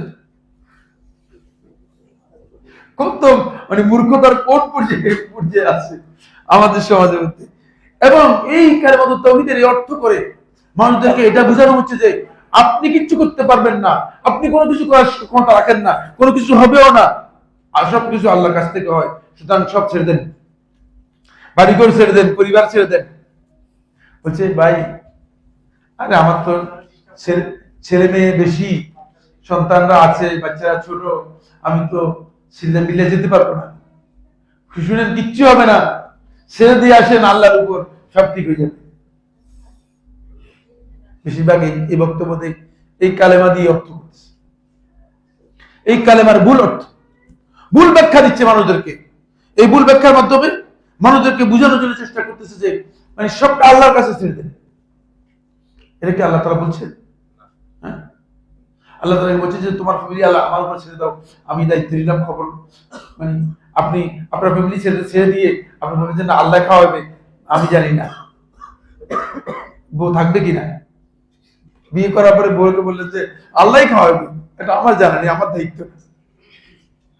এ কথা চলবে? এটা আল্লাহ তাআলা বলছেন? প্রশ্নই আসে না। এগুলো একেবারে বিভ্রান্ত বক্তব্য। এরপরে বক্তব্য হচ্ছে 7 নম্বর, যেটা সেটা হলো এই এরা মনে করে থাকে যে আল্লাহ রাব্বা ইল্লাল্লাহ, রুবুবিয়্যতের অর্থ করবে যে আল্লাহ তাআলা ছাড়া কোনো রব পালন কর্তা নেই। এটা আমাদের দেশে অনেকে অর্থ করেছেন। বাংলা ভাষায় যখন অর্থ করে কালেমাতুত তাওহীদের, তখন এটা অর্থ করে যে আল্লাহ তাআলা ছাড়া কোনো পালন কর্তা নেই। পালন কর্তা শব্দটা রুবুবিয়্যতের অর্থ নয়, অর্থের দিক থেকে সঠিক নয়। তারপরে যদি মনে করেন সঠিক ধরে নিলাম, কিন্তু কালেমাতুত তাওহীদের মধ্যে আল্লাহ রাব্বুল আলামিন রুবুবিয়্যত সাব্যস্ত করা, আল্লাহ তাআলা রব, তিনি আমাদের রব, এটা সাব্যস্ত করতে চান নাই। তিনি আমাদের একমাত্র ইলাহ, এটা সাব্যস্ত করার জন্য আল্লাহ তাআলা বলেছেন। সুতরাং উলুহিয়তের জায়গায় রুবুবিয়তকে নিয়ে আসে যদি কেউ এই কালেমার অর্থ করে থাকে, তিনি ভুল অর্থ করেছেন, তিনি ভুল বুঝিয়েছেন। রুবুবিয়ত সাব্যস্ত করার জন্য আল্লাহ রাব্বুল আলামিন নবী ও রাসূলদেরকে দায়িত্ব দেননি। রুবুবিয়তের জন্য আল্লাহ তাআলা আলাদা দলিল দিয়েছেন। সুতরাং রুবুবিয়তের অর্থ করার কোনো সুযোগ নেই। এরপর 8 নম্বর, লা ইলাহা ইল্লাল্লাহ এর অর্থ করে থাকেন একদল। এখানে নফি এবং ইসবাত আছে, আপনারা জানেন।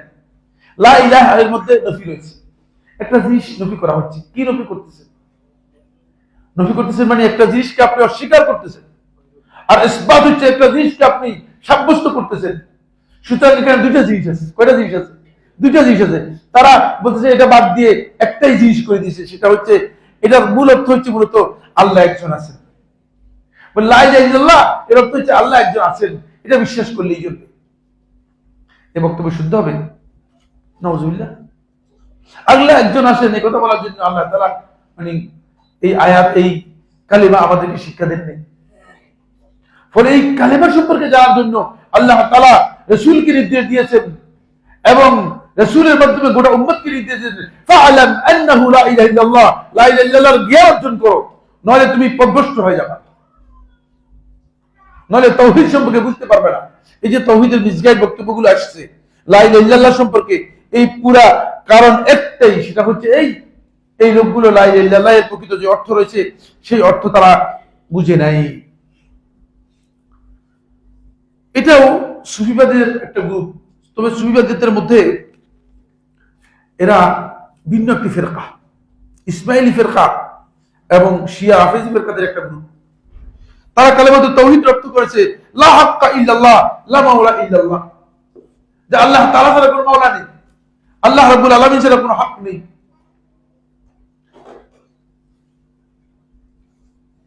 এই কথা বক্তব্য শুদ্ধ, লা মাওলা ইল্লাল্লাহ বক্তব্য শুদ্ধ, কিন্তু কালেমাতুত তাওহীদের অর্থ নয়।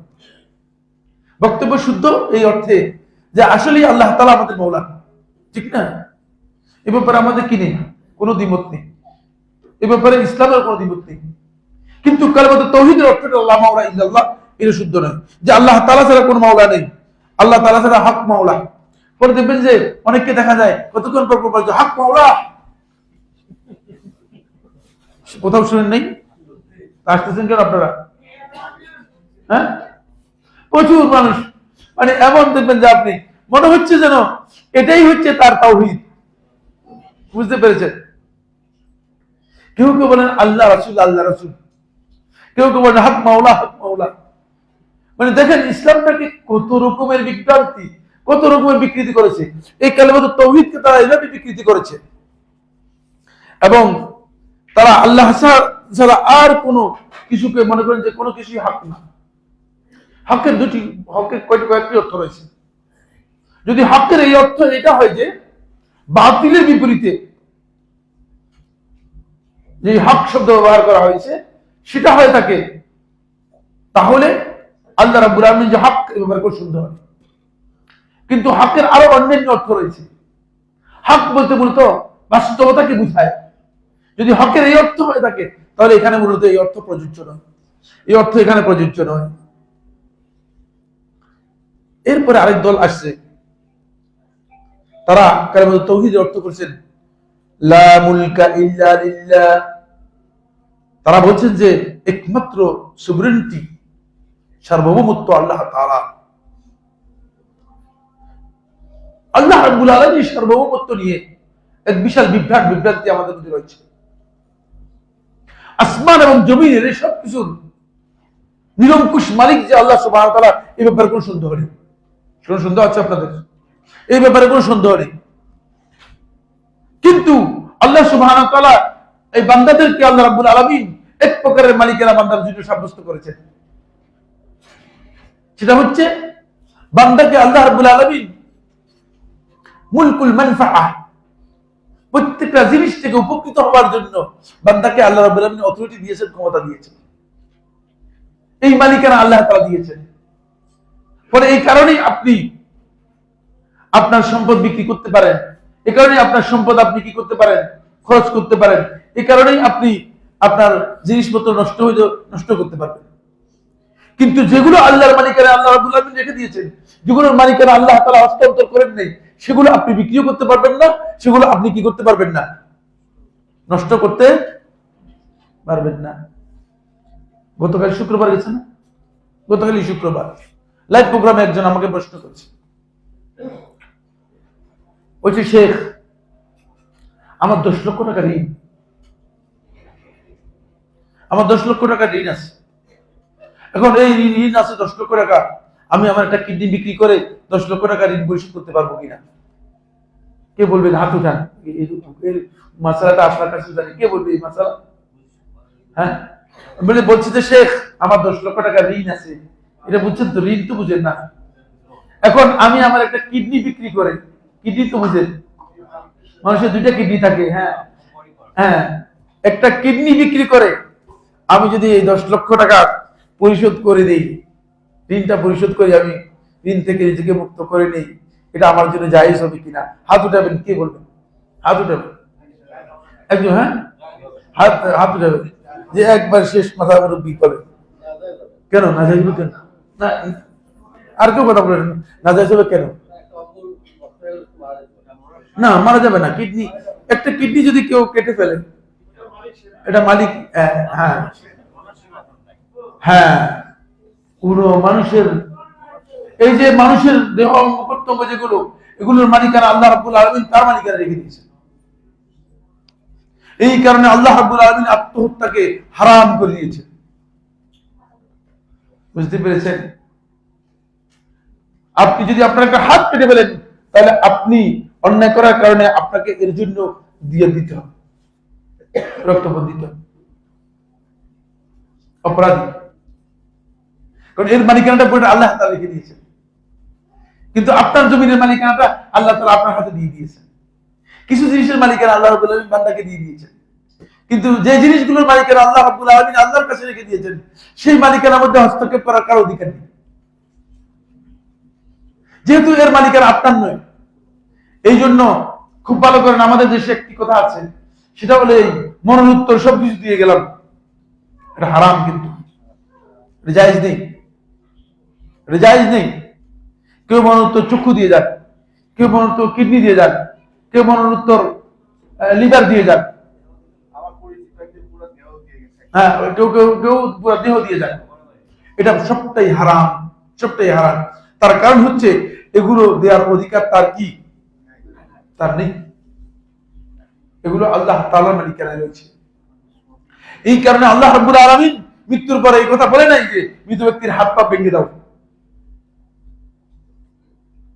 বরং বলেছেন যে কোন ব্যক্তি যদি মৃত ব্যক্তির হাত পা ভেঙে দেয়, তার জীবিত অবস্থায় হাত পা ভাঙলে ঠিক যেমন ক্রাইম হবে, মৃত অবস্থায় হাত পা ভাঙলে তেমন ক্রাইম, তেমন ক্রাইম হবে, সমান ক্রাইম হবে। এই ক্ষেত্রে এটা আমাদের খেয়াল রাখতে হবে।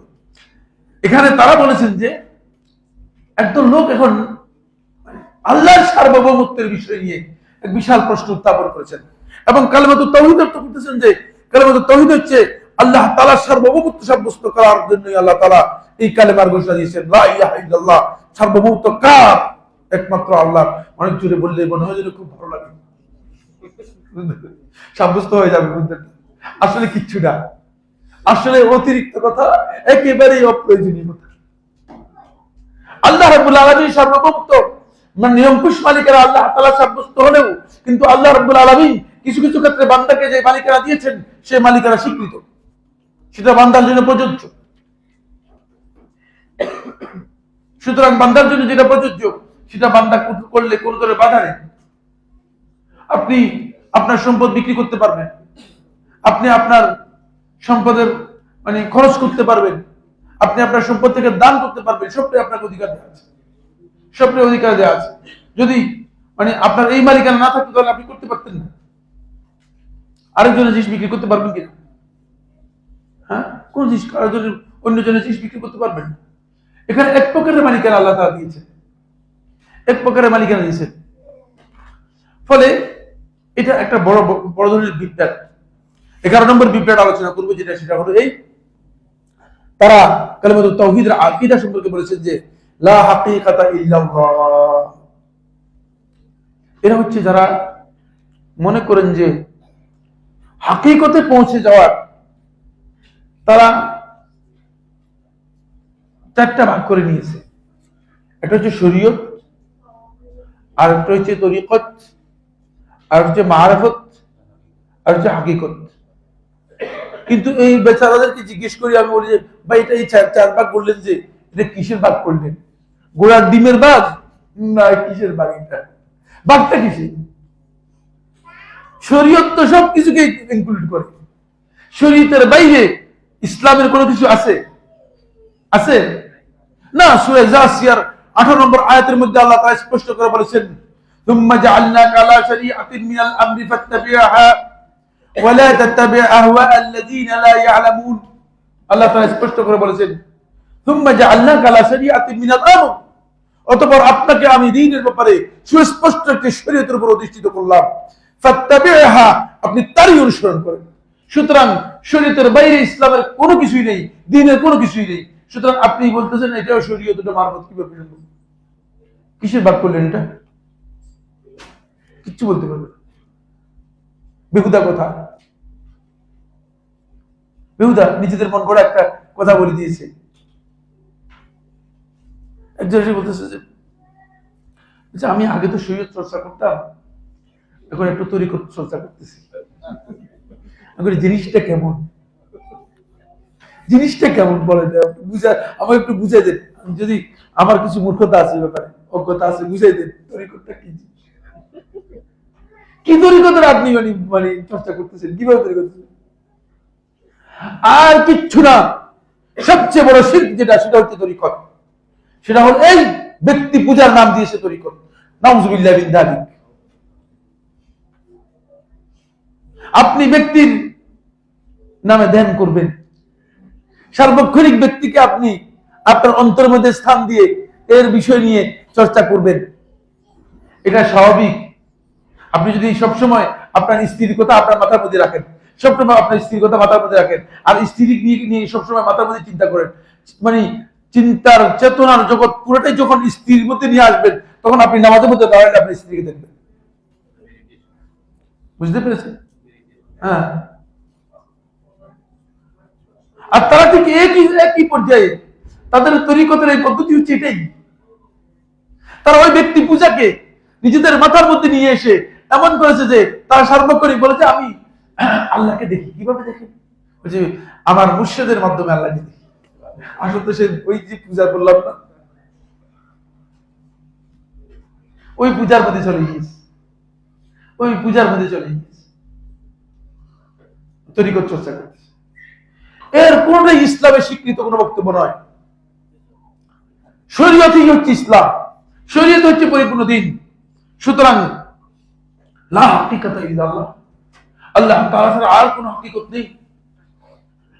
এটা বলে, এটা এই আকীদা হচ্ছে যারা মনে করে থাকেন যে ফানা ফিল্লাহ বাক্কা বিল্লাহ, এই আকীদা কি আপনারা শুনছেন? শুনছেন, শোনার কথা। ফানা ফিল্লাহ হচ্ছে যে একজন ব্যক্তি আল্লাহ রাব্বুল আলামিন সম্পর্কে মানে এমন ভাবে নিজেকে দেন এবং নিজেকে নিমগ্ন করবে, যে নিমগ্ন করে আল্লাহর মানে সম্পর্কে সে মানে এত বেশি ধ্যানের মধ্যে থাকবে, অথবা এত বেশি চেতনার মধ্যে নিয়ে আসবে, নিয়ে আসতে আসতে এক পর্যায়ে সেই ব্যক্তি আল্লাহ রাব্বুল আলামিনের মধ্যে নিজেকে বিলীন করবেন। নাউযুবিল্লাহ মিন যালিক। এটা কোন ধরনের কথা? মানে হয়তো আল্লাহর মধ্যে বিলীন করে দিবেন, অথবা আল্লাহ তার মধ্যে এসে বিলীন হয়ে যাবে। দুটাই মহা ভয়ঙ্কর আকীদা। এই জন্য আকীদা বিশ্বাস পোষণ করতে অনেকেই, হোসেন ইবনে মনসুর যে আকীদা পোষণ করতো, জুন্নুন তার কাছ থেকে এই ধরনের আকীদার বিষয় পাওয়া গিয়েছে। এই ধরনের আকীদা আর অনেকের কাছ থেকে পাওয়া গিয়েছে, যারা এই আকীদা পোষণ করতো যে মানে আল্লাহ রাব্বুল আলামিনের মধ্যে তারা নিজেরা সম্পূর্ণরূপে আল্লাহ তাআলার কাছে গিয়ে একেবারে বিলীন হয়ে যান। আল্লাহ নাউযুবিল্লাহ। বিলীন হয়ে যাওয়ার পরে কি হয়? পরে হাকিকত একটাই, সেটা হচ্ছে আল্লাহ, আর সবটাই হচ্ছে কি মানে বিলীন হয়ে যাবে, কিছুই মানে আর বাকি সব কিছুই নেই, নাই আপনি আমি নেই, কিছুই নেই, শুধু আছে কে? এই আকীদা কালিমাতুত তাওহীদের মধ্যে এনে কালিমাতুত তাওহীদের অর্থ করেছেন, এটা একেবারেই সব ডাহা মিথ্যা কথা। এরপরে কালিমাতুত তাওহীদের আরো অনেক অর্থ রয়েছে, মানে সময়ের কারণে বললাম না। একটি প্রচলিত অর্থ আছে, সেই প্রচলিত অর্থের ভুলটা বলবো। এরপরে আহলুস সুন্নাত ওয়াল জামাত যে অর্থ করে থাকেন সেই অর্থ করব, এরপরে আলোচনা শেষ করে দিব। অনেক বিভ্রাট আছে। একটি প্রচলিত অর্থ আছে যেটা লা মা'বুদা ইল্লাল্লাহ, আল্লাহ তাআলা ছাড়া কোনো মাবুদ বা উপাস্য নেই। এটা আমাদের সমাজের মধ্যে প্রচলিত অর্থ।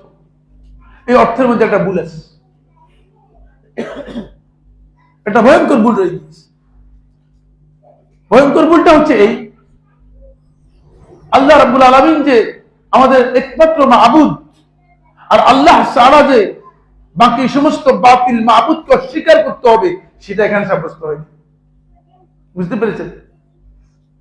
কারণ আপনি যদি বলেন যে আল্লাহ তাআলা ছাড়া কোন মাবুদ অবশ্য নেই, তাহলে আপনি একটি জিনিস সাব্যস্ত করেন নাই, সেটা হচ্ছে ওই বাতিল যে মাবুদ গুলো আছে এই পৃথিবীর মধ্যে, সেগুলো যে হক রাখে না আল্লাহ তাআলার সাথে, সেগুলোর কোনো অধিকার নেই, সেগুলোকে আপনি অস্বীকার করেননি।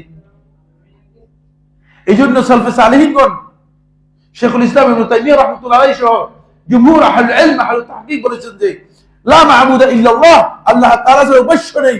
কালিমাতুত তাওহীদের এই যে অর্থ রয়েছে, এই অর্থ সঠিক না। এই অর্থ অনেকে করে থাকেন, অনেকের বইয়ের মধ্যে পাবেন, কিন্তু এই অর্থ সঠিক না।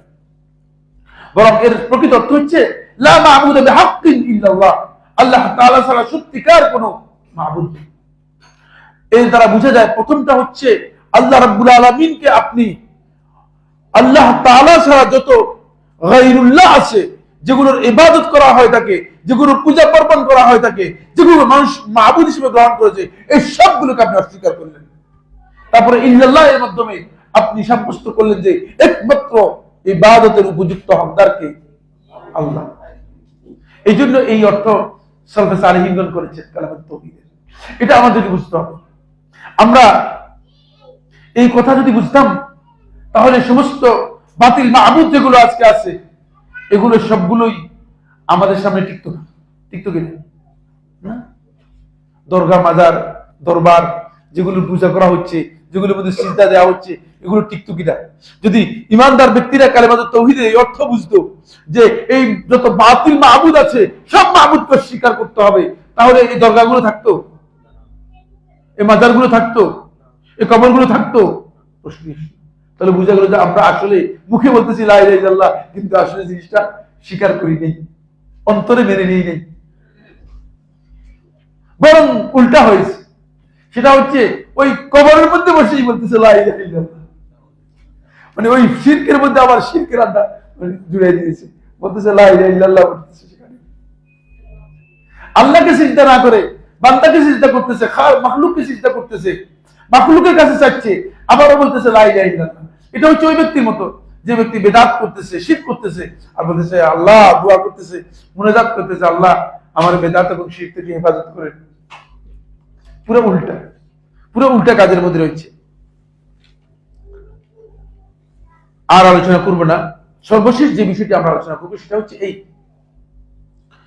কালিমাতুত তাওহীদের এই প্রকৃত অর্থ যদি আমরা সালফে সালেহিনের যে বক্তব্য রয়েছে, এই বক্তব্য থেকে যদি আমরা গ্রহণ করি, এখানে দুটি জিনিস আমাদেরকে সাব্যস্ত করতে হবে। একটি হচ্ছে আল্লাহ রাব্বুল আলামিন ছাড়া যত মাবুদ আছে সবগুলো বাতিল, এটা আমাদেরকে সাব্যস্ত করতে হবে। যেগুলোকে মানুষ ইবাদত করতেছে, ইবাদত করতেছে কি? খুব ভালো করে খেয়াল করুন, ইবাদত করতেছে বলতে কি বুঝায়? ইবাদত করতেছে বুঝায় সেটা হলো এই বিনয়ের সাথে সশ্রদ্ধ সম্মান করতেছে। ইবাদতের অর্থ বাংলায় করে দিলাম। আপনি এখানে আগুন জ্বালাইলেন, গ্যাসের আগুন, আর নাম দিলেন শিখা অনির্বাণ। কি হলো? কি করতেছে? গ্যাসের আগুন, গ্যাস বন্ধ করে যে থাকবে এটা? হ্যাঁ, জ্বলবে? এটা জ্বলবে? প্রশ্নই আসে না। শুনেন, শয়তান আমাদেরকে কিভাবে নিয়ে খেলতেছে, শয়তান আমাদেরকে নিয়ে কিভাবে খেলতেছে। আর সেখানে গিয়ে আপনি মানে ফুলও দিচ্ছেন, সেখানে গিয়ে আপনি নীরবে দাঁড়াচ্ছেন, সেখানে গিয়ে সশ্রদ্ধ সম্মানও করতেছেন। তো আল্লাহ তাআলাকে আপনি মাবুদ মনে করতেছেন না, আপনি আসলে মাবুদ বুঝেননি। আপনি তিনটা গলা একটা বেড়ি তৈরি করছেন, তিনটা আছে না, তিনটা কয়েকদিন পর পরই দেখে যে বেড়ি তৈরি করতেছে। শয়তান কিভাবে আসে, কোন জায়গায় আসে কিছু বুঝলাম না। কোথাও তিনটে, কোথাও চারটে, কোথাও এই, কোথাও সেই, এগুলো তৈরি করে এগুলোর মধ্যে গিয়ে ফুল দিচ্ছেন। আরে বাবা, ফুলের এত দাম, কেন কি কষ্ট করে ফুল এগুলো দিচ্ছেন, এই ফুল দিয়ে কি লাভটা হয়েছে? কোন ফুলটাও নষ্ট হয়েছে, টাকাটাও নষ্ট হয়েছে। এর চেয়ে একজন মানুষকে যদি ফুল দিতেন, লোকটা খুশি হতো।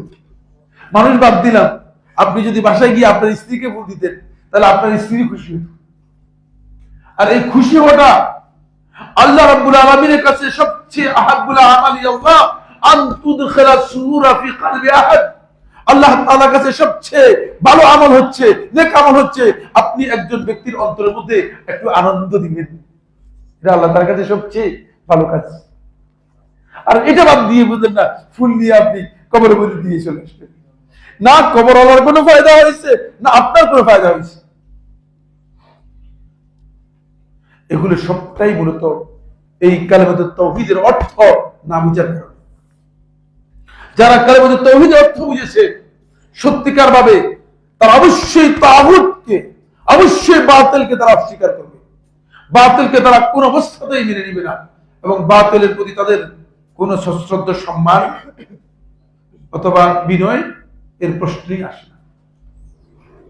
আজকে সবচেয়ে দুর্ভাগ্যের বিষয়, মানে এই কালেমার অর্থ না বুঝার কারণেই আমাদের সমাজের মধ্যে এই কালেমা দিয়েই বেদাতিরা বেদাতের অর্থ করে দিচ্ছে, বেদাতিরা বেদাত অর্থ করে দিচ্ছে।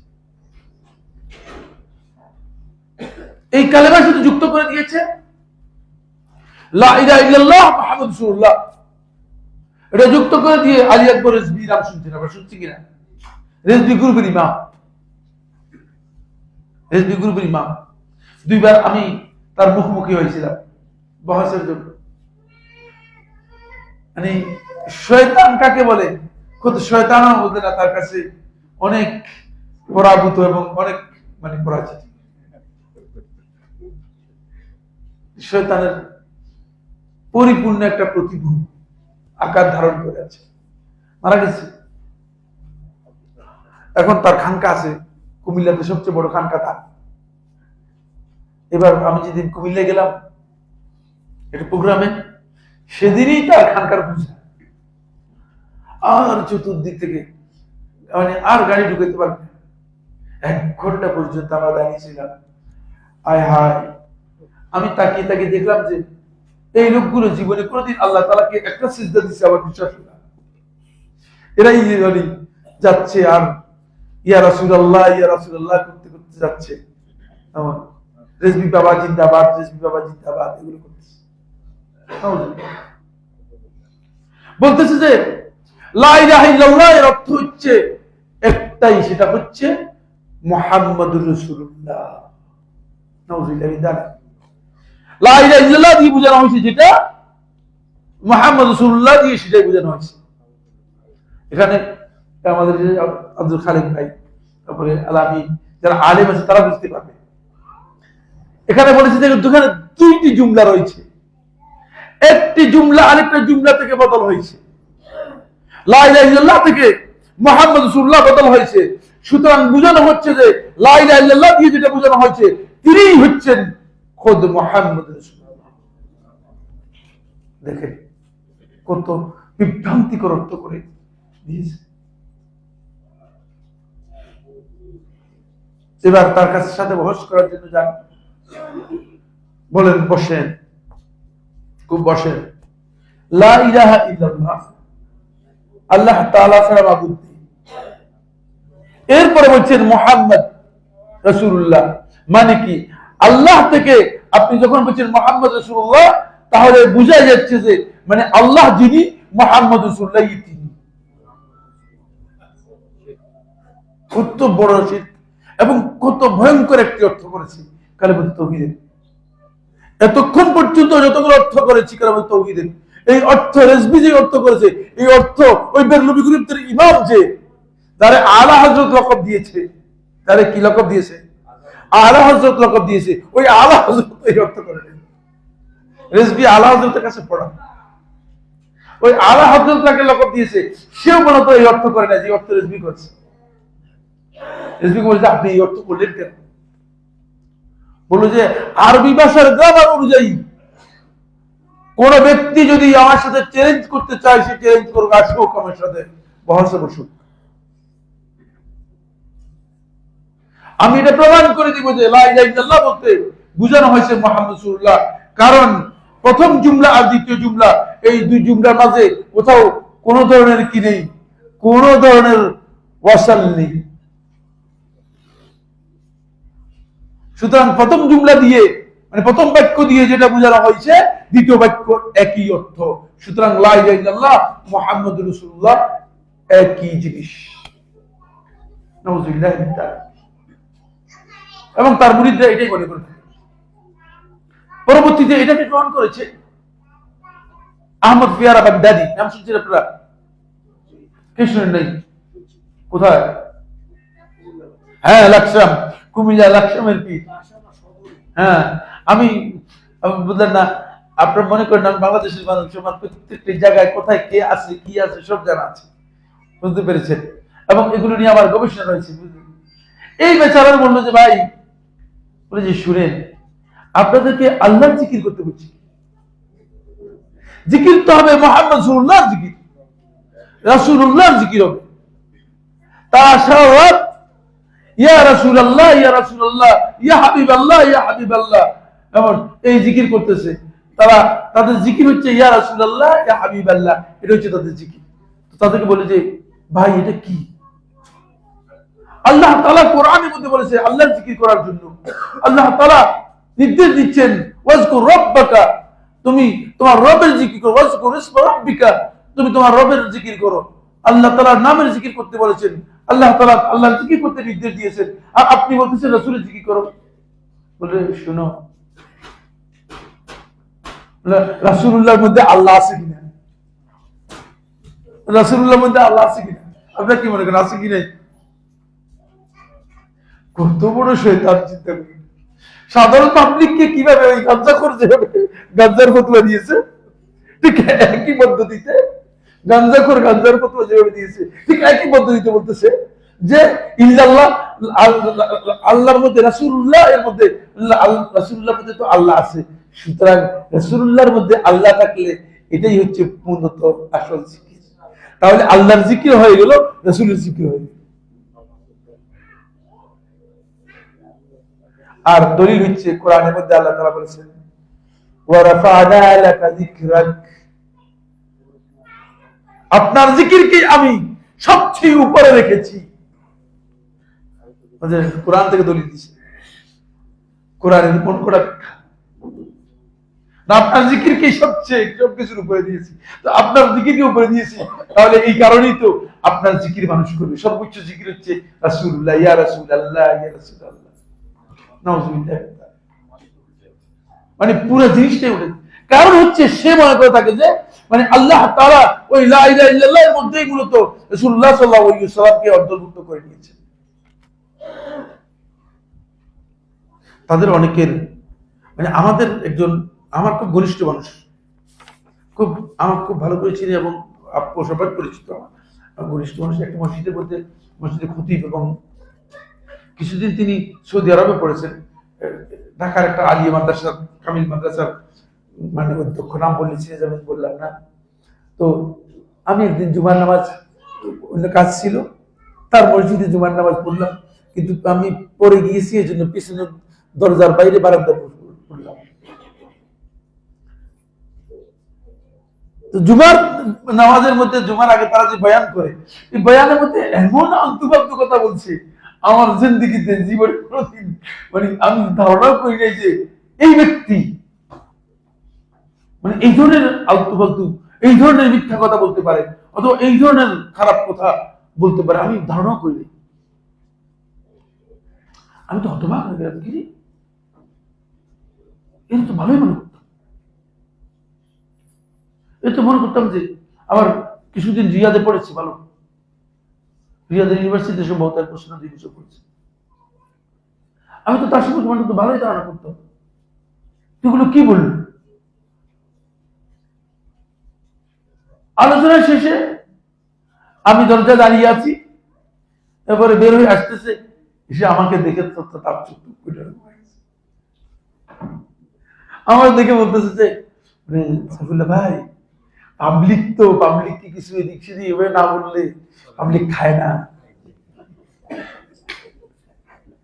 কি বুঝলেন? কি বুঝলেন? পাবলিককে খাওয়ানোর জন্য ওয়াজ আলোচনা করতেছেন। পাবলিক তো পাবলিককে কিছু এভাবে সেভাবে না বললে, এরকম না করলে পাবলিককে খায় না, এই জন্য কিছু কথা এরকম সেরকম করে বলতে হয় আর কি।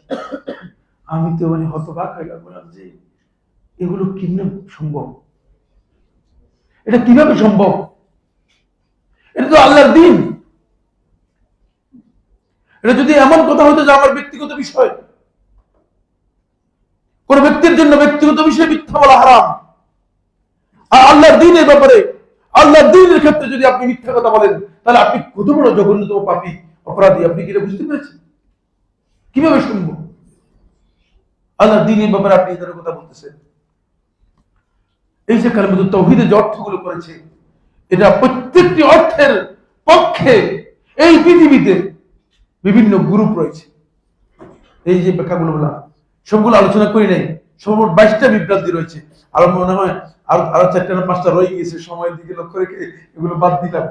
আপনাদের আর বেশি জানার দরকার নেই, এতটুকুই যথেষ্ট যে কত বিশাল বিভ্রান্তি রয়েছে এবং তাদের খানকা রয়েছে। আল্লাহ রাব্বুল আলামিন আমাদেরকে কালিমাতুত তাওহীদের অর্থ আমরা সালফে সালেহীন যেভাবে করেছেন সেভাবে বুঝে যেন কালিমাতুত তাওহীদ আমাদের নিজেদের জীবনে বাস্তবায়ন করতে পারি, সেই তৌফিক দান করুন ইনশাআল্লাহ তাআলা। এরপর আমরা কালিমাতুত তাওহীদের যে শুরুত, আরকান এবং শুরুত আছে সেগুলো আলোচনা করব যদি পরবর্তীতে আলোচনায় আসে। এরপর দেখি যে অনেকগুলো প্রশ্ন, এই প্রশ্নের উত্তর কে দিবে? আমি কিছু জানি, তুমি দিয়ে দিলি, তুমি যে কোনো একদিন দিয়ে দিবে। এই প্রশ্নের উত্তর দিতে রাত শেষ হয়ে যাবে, আর আমি পারবো কিনা যাবে জানি না। প্রশ্ন, শেখ আখতার মাদানী খলিফা নির্বাচনের 3টি পথ বলেছেন, এর মধ্যে 3 নম্বর হলো কেউ জোরপূর্বক ক্ষমতা দখল করলেও তিনি বৈধ খলিফা এবং তাকে মানতে হবে। আমার প্রশ্ন, 90% মুসলমানের দেশে শরিয়া কায়েমের জন্য কেউ কোন দল যদি জোর করে তাহলে হত্যা হবে, তাহলে বর্তমানে এই কুফুরি কি কোন দিয়ে গেল? আইন ও শাসনের রাষ্ট্রপ্রধান ও তার নিরাপত্তা বাহিনী সবাই মুসলিম, কাউকে কাফের ঘোষণা করা হয়নি, তাহলে তাদের হত্যা কিভাবে জায়েজ হবে? হত্যা ছাড়া কিভাবে জোর করে ক্ষমতা নিবে? ইসলামের ইতিহাসে কোনো উদাহরণ আছে কি? 1 নম্বর কথা হচ্ছে, এই বক্তব্যের মধ্যে একটা মিস্টেক হয়েছে। এটা খেলাফত মানে নির্বাচন অথবা খলিফা মনোনয়ন পদ্ধতি নয়। এটা হচ্ছে যদি কোনো কারণে কোনো ব্যক্তি ক্ষমতা জোরপূর্বক দখল করে ফেলে, তাহলে মুসলিম রাষ্ট্রের জনগণ মুসলমানদের রক্ত অন্যায়ভাবে প্রবাহিত না হওয়ার জন্য মানে বাধ্য হয়ে তার কথা মেনে নিবে যতক্ষণ পর্যন্ত সে আল্লাহর বিধানের সাথে কি করে, আল্লাহর বিধানের সাথে সাংঘর্ষিক কোন বিধান জারি না করে। এটা হলো, এটা সম্পর্কে ইমাম মাওয়ারদি রাহমাতুল্লাহ খুব সুন্দর শব্দ ব্যবহার করেছেন, ওয়াল মুতাগাল্লিবু বিল লুসুসিয়্যা, যে চুরি করার মাধ্যমে, ভোট চুরির মাধ্যমে অথবা অন্য কোনো চুরি করার মাধ্যমে জোরপূর্বক ক্ষমতায় গিয়ে অধিষ্ঠিত হয়ে গেছে, এটা নির্বাচন পদ্ধতি নয়। এই বক্তব্যটা আখতারের শুদ্ধ হইল। নির্বাচন পদ্ধতি, ইসলামী শরীয়তের নির্বাচন পদ্ধতি 3টি। কয়টি? কয়টি বলছি? ইসলামী শরীয়তে মানে খালিফা নির্বাচন, খালিফা হবে তো মনোনয়ন। খালিফা হচ্ছে কোন মানে রাষ্ট্রপ্রধান কাউকে যদি দায়িত্ব দেন, স্থলাভিষিক্ত হওয়ার খলিফা বলে। যিনি নির্বাচিত হবেন তিনি খলিফা হবেন, তিনি হাকিম হবেন অথবা সুলতান হবেন অথবা আমির হবেন। কথা বুঝতে পেরেছেন? তিনি খলিফা হবেন না। খলিফা শব্দ এখানে শুদ্ধ হবে। এরপরে যে পয়েন্টটি সেটা হলো এই প্রথম পয়েন্ট হচ্ছে, এর জন্য পূর্ববর্তী খলিফা অথবা পূর্ববর্তী আমির তার স্থলাভিষিক্ত একজনকে করে যাবেন, ঘোষণা দিয়ে যাবেন। অন্যরা তাকে মেনে নিবে। এটা একটা পদ্ধতি। যেমন আবু বকর রাদিয়াল্লাহু তাআলা ওমর ইবনে খাত্তাব রাদিয়াল্লাহু তাআলা কি করেছেন? মনোনয়ন দিয়ে গেছেন এবং সাহাবায়ে কেরামরা মেনে নিয়েছেন, সবাই কেউ দ্বিমত পোষণ করেনি। দ্বিতীয় হচ্ছে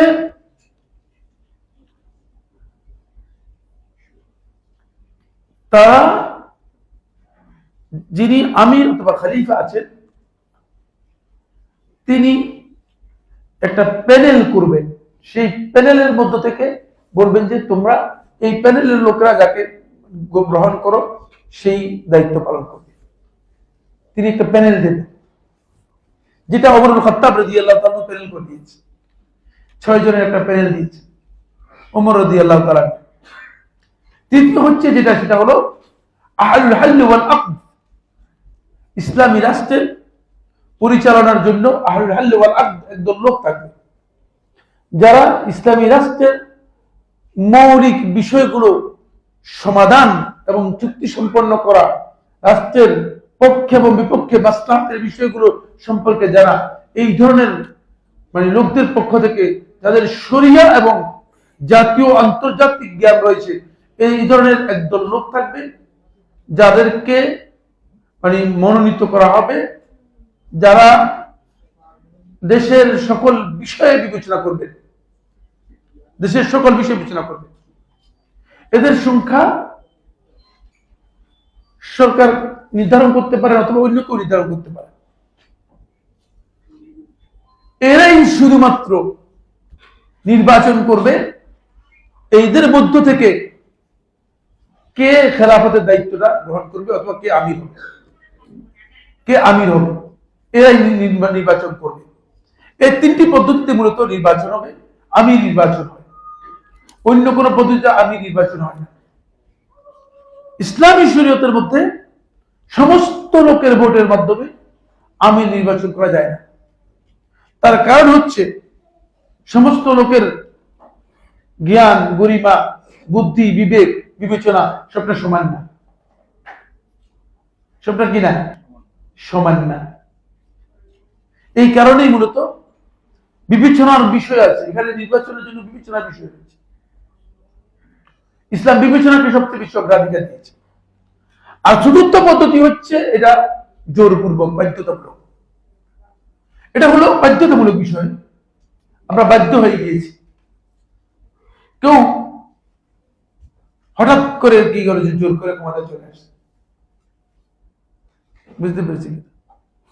হঠাৎ করে আমি অমুক বলছি, এখন থেকে আমি ক্ষমতা দখল করে নিলাম। বাংলাদেশে কয়বার শুনছেন এরকম? শুনলেন আপনারা? এরকম যদি হয়ে যায় তখন মুসলিমদের অবস্থান কি হবে? এটা আলেমরা আলোচনা করেছেন। তখন মুসলিমরা চিন্তা করবে ইসলামের মাসলাহাত কোথায় আছে। মুসলিমদের রক্ত প্রবাহিত যেন না হয়, মুসলিমরা নিজেদেরকে নিজের হত্যার দিকে নিয়ে যাবে না, বরং মুসলিমরা চিন্তা করবে যে যদি এখানে মুসলমানদেরকে নিজেদেরকে প্রোটেক্ট করা যায় তাহলে মুসলমানরা ধৈর্য ধারণ করবে, বাধ্য হয়ে কি করবে? মেনে নিবে। এটা হলো বাধ্য হয়ে মেনে নেওয়া, এটা নির্বাচন প্রক্রিয়া নয়। এটা হচ্ছে বিষয়। কিন্তু আপনি যে বলছেন 90% মুসলমানের দেশে, 90% মুসলমান দেশে অল্প আগে যে কালামে তাওহীদের আলোচনা করলাম, এদের 90% মুসলমান কোথায় পেলেন? 90% কোথায় পেলেন আপনি? কোথায় পেলেন? সুতরাং একটা প্রশ্নই আসে না। এরপরে কোরআন পায়ে নিচে রেখে অনেকেই কোরআনকে অবমাননা করে। বর্তমানে বাংলাদেশের অবস্থা অনুসারে একজন মুসলিমের করণীয় কি? মুসলিম ব্যক্তির করণীয় হচ্ছে মুসলিম ব্যক্তি এই ধরনের ক্ষেত্রে বৈধ প্রতিবাদ জানাবে, নিন্দা জানাবে। মুসলিম ব্যক্তি তার অধিকারের মধ্যে যেটা নেই সেটা করতে পারবে না। মুসলিম ব্যক্তি গিয়ে তাকে হত্যা করে ফেলতে পারবে না। মুসলিম ব্যক্তি এর জন্য মুসলমানদেরকে হত্যার দিকে ঠেলে দিতে পারবে না। বৈধ পদ্ধতি হচ্ছে প্রতিবাদ করবে এবং সরকার কর্তৃপক্ষ যারা আছে তাদেরকে এই ব্যক্তিকে শাস্তি দেওয়ার জন্য, আইনের আওতায় আনার জন্য সরকারের উপর চাপ সৃষ্টি করবে। যদি সম্ভব না হয় তাহলে আর অতিরিক্ত কোন বিষয় তাকে আল্লাহ তাআলা কি করবেন, চাপ দিবেন। সুদী ব্যাংকে চাকরি করা প্রতিবেশী কোনো খাবার দিলে করণীয় কি? করণীয় হচ্ছে যদি খেতে মন না চায় তাহলে অন্য কাউকে দিয়ে দিবেন। যদি খেতে মন না চায় অন্য কাউকে দিয়ে দিবেন। আর যদি মনে করেন খাবারটা ভালো খাবার একটু লোভ এসে গেলে খাবারের মান তো দেখো ধরে খেয়ে ফেললে জায়েজ আছে, না জায়েজ, হারাম না, কিন্তু না খাওয়াটা হচ্ছে তাকওয়ার দাবি। না খাওয়াটা হচ্ছে কি?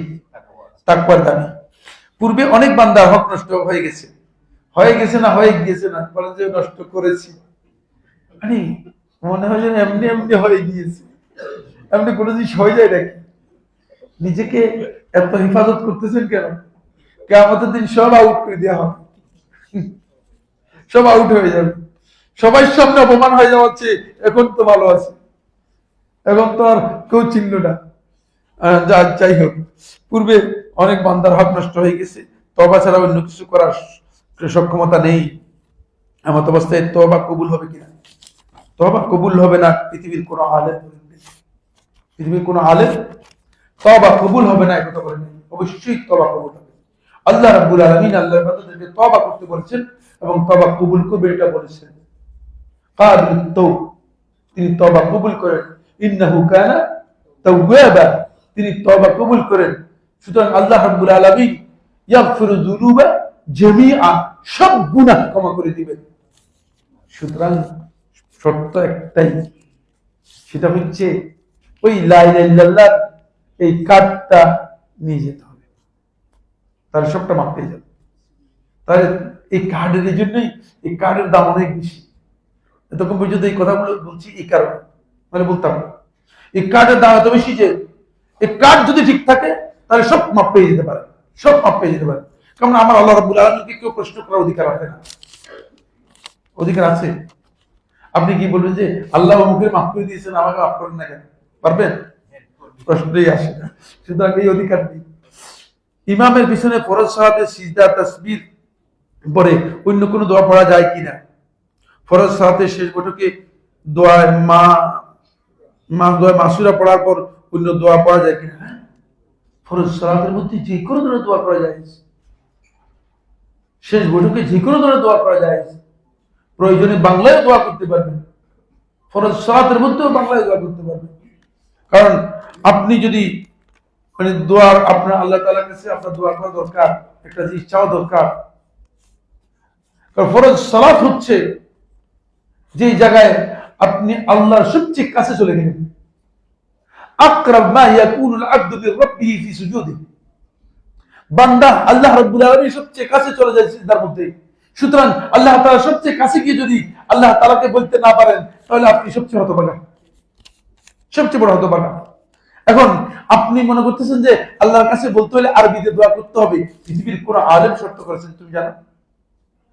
কোন আলেম শর্ত করেছেন দোয়া আরবি হইতে হবে? পৃথিবীর কোন আলেম এই শর্ত করেছেন? জিকির যেগুলো রয়েছে সেগুলো আরবি হতে হবে, জিকির আরবিতে হতে হবে। জিকির ছাড়া বাকি যে দোয়া আছে, দোয়ার জন্য পৃথিবীর কোন আলেম বলেছে সেটা আরবি হতে হবে, এই কথা শুদ্ধ নয়, কেউ বলেন নেই। সুতরাং বাংলায় দোয়া করতে পারেন, উর্দুতেও পারেন, আরবিতেও পারেন, ফার্সিতেও পারেন, কোনো অসুবিধা নেই। ফরজ এর মধ্যে জায়েজ, নফলের মধ্যে জায়েজ। শেখ আপনার তো দার্স দিয়ে চলে যান এই মসজিদে। প্রথম দিকে যে মুসল্লিরা ছিল ওয়াক্তে সালাতের 5-7-10 বা কিছু কম বেশি, মসজিদের বয়স প্রায় 2.5 বছরের মতো, মুসল্লি ঠিক আগের মতোই আছে, বরঞ্চ এখন আরো কম হয়।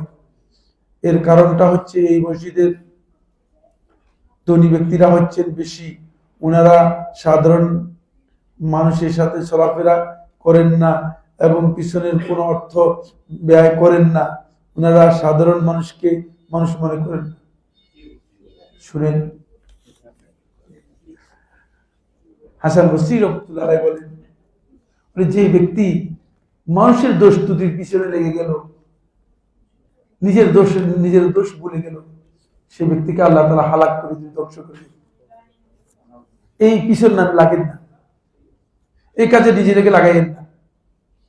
তাহলে নিজেকে ধ্বংস করে দিবে।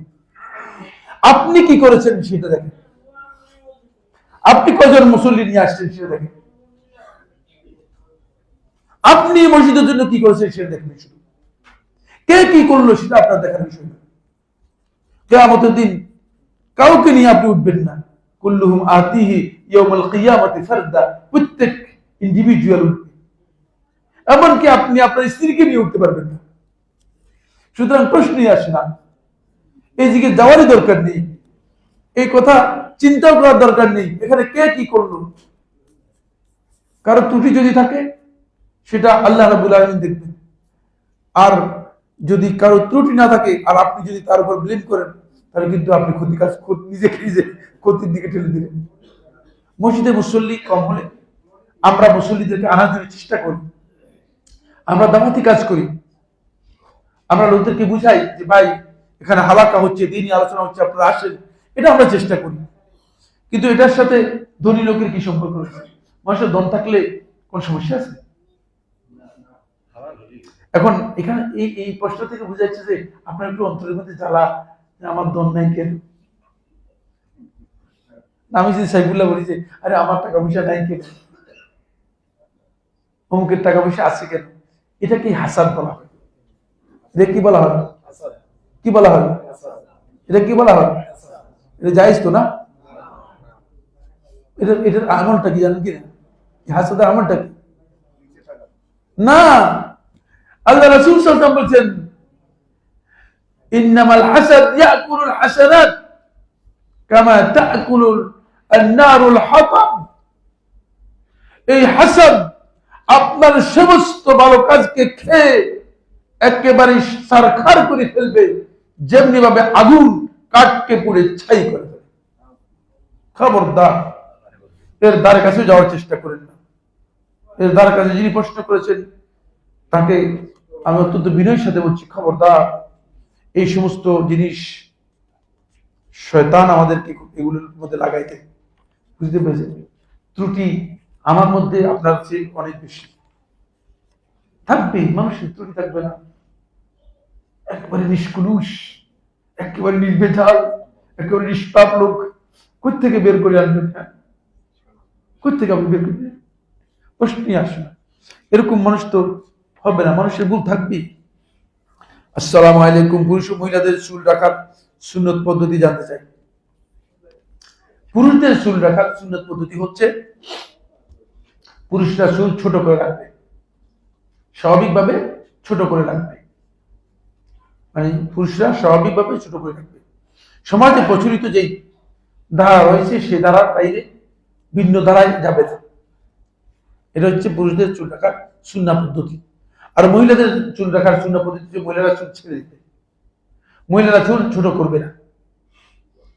মহিলাদের জন্য যদি প্রয়োজন মনে করে বয় কাট ছাড়া মহিলা যদি ছোট করতে চায় তাহলে এই গর্দানের নিচে এটা এতটুকু পর্যন্ত ছোট করতে পারবে, জায়েজ, কিন্তু বয় কাট করতে পারবে না। বাকি বয় কাট করাটা হারাম, হলক করাটা মহিলাদের জন্য হারাম। কিন্তু পুরুষরা স্বাভাবিক সমাজে মানুষ যেভাবে চুল রাখে সেভাবে ছোট চুল রাখবে। এটা হচ্ছে চুল রাখার সুন্নাহ তরিকা। অনেকে মনে করেছেন রাসূলুল্লাহ সাল্লাল্লাহু আলাইহি ওয়াসাল্লাম যে জাহেলি সমাজের মধ্যে এসেছিলেন সেই জাহেলি সমাজের মানুষগুলো তাদের চুল রাখার পদ্ধতি ছিল ভিন্ন ধরনের। সেখানে তারা লম্বা চুল রাখতো এবং তাদের চুল কারো কান পর্যন্ত, কারো ঘাড়ের মাঝ পর্যন্ত, কারো কতটুকু পর্যন্ত আসতো। বুঝতে পেরেছেন? আল্লাহ রাসূল সাল্লাল্লাহু আলাইহি ওয়াসাল্লাম ওই সমাজের মানুষের মানে চুল রাখার যে পদ্ধতি রয়েছে সেই পদ্ধতিকে অনুসরণ করেছেন। এটা হচ্ছে সুন্নাহ আদিয়া, রাসূলুল্লাহ সাল্লাল্লাহু আলাইহি ওয়াসাল্লামের আদাতের সাথে জড়িত, এটা ইবাদতের সাথে জড়িত নয়। ফলে সমস্ত আহলুল হাদিস, সমস্ত আহলুল ইলম বলেছেন এটা ইবাদত নয়, এটা ইবাদত নয়। অনেকে মনে করছেন যে একটু পর্যন্ত রাখলে একটু ভাবসাব তৈরি হয় আর কি, না এর জন্য বলতেছি না আমি, মানে আপনার বাড়ির দিকে তাকাই এর ক্ষতি করতেছেন এটা আমি বলতেছি। কিন্তু অনেকে মনে করতে যে এটা একটা ব্যবসা নিয়ে, কিন্তু ব্যবসা নেওয়ার এটা নয়।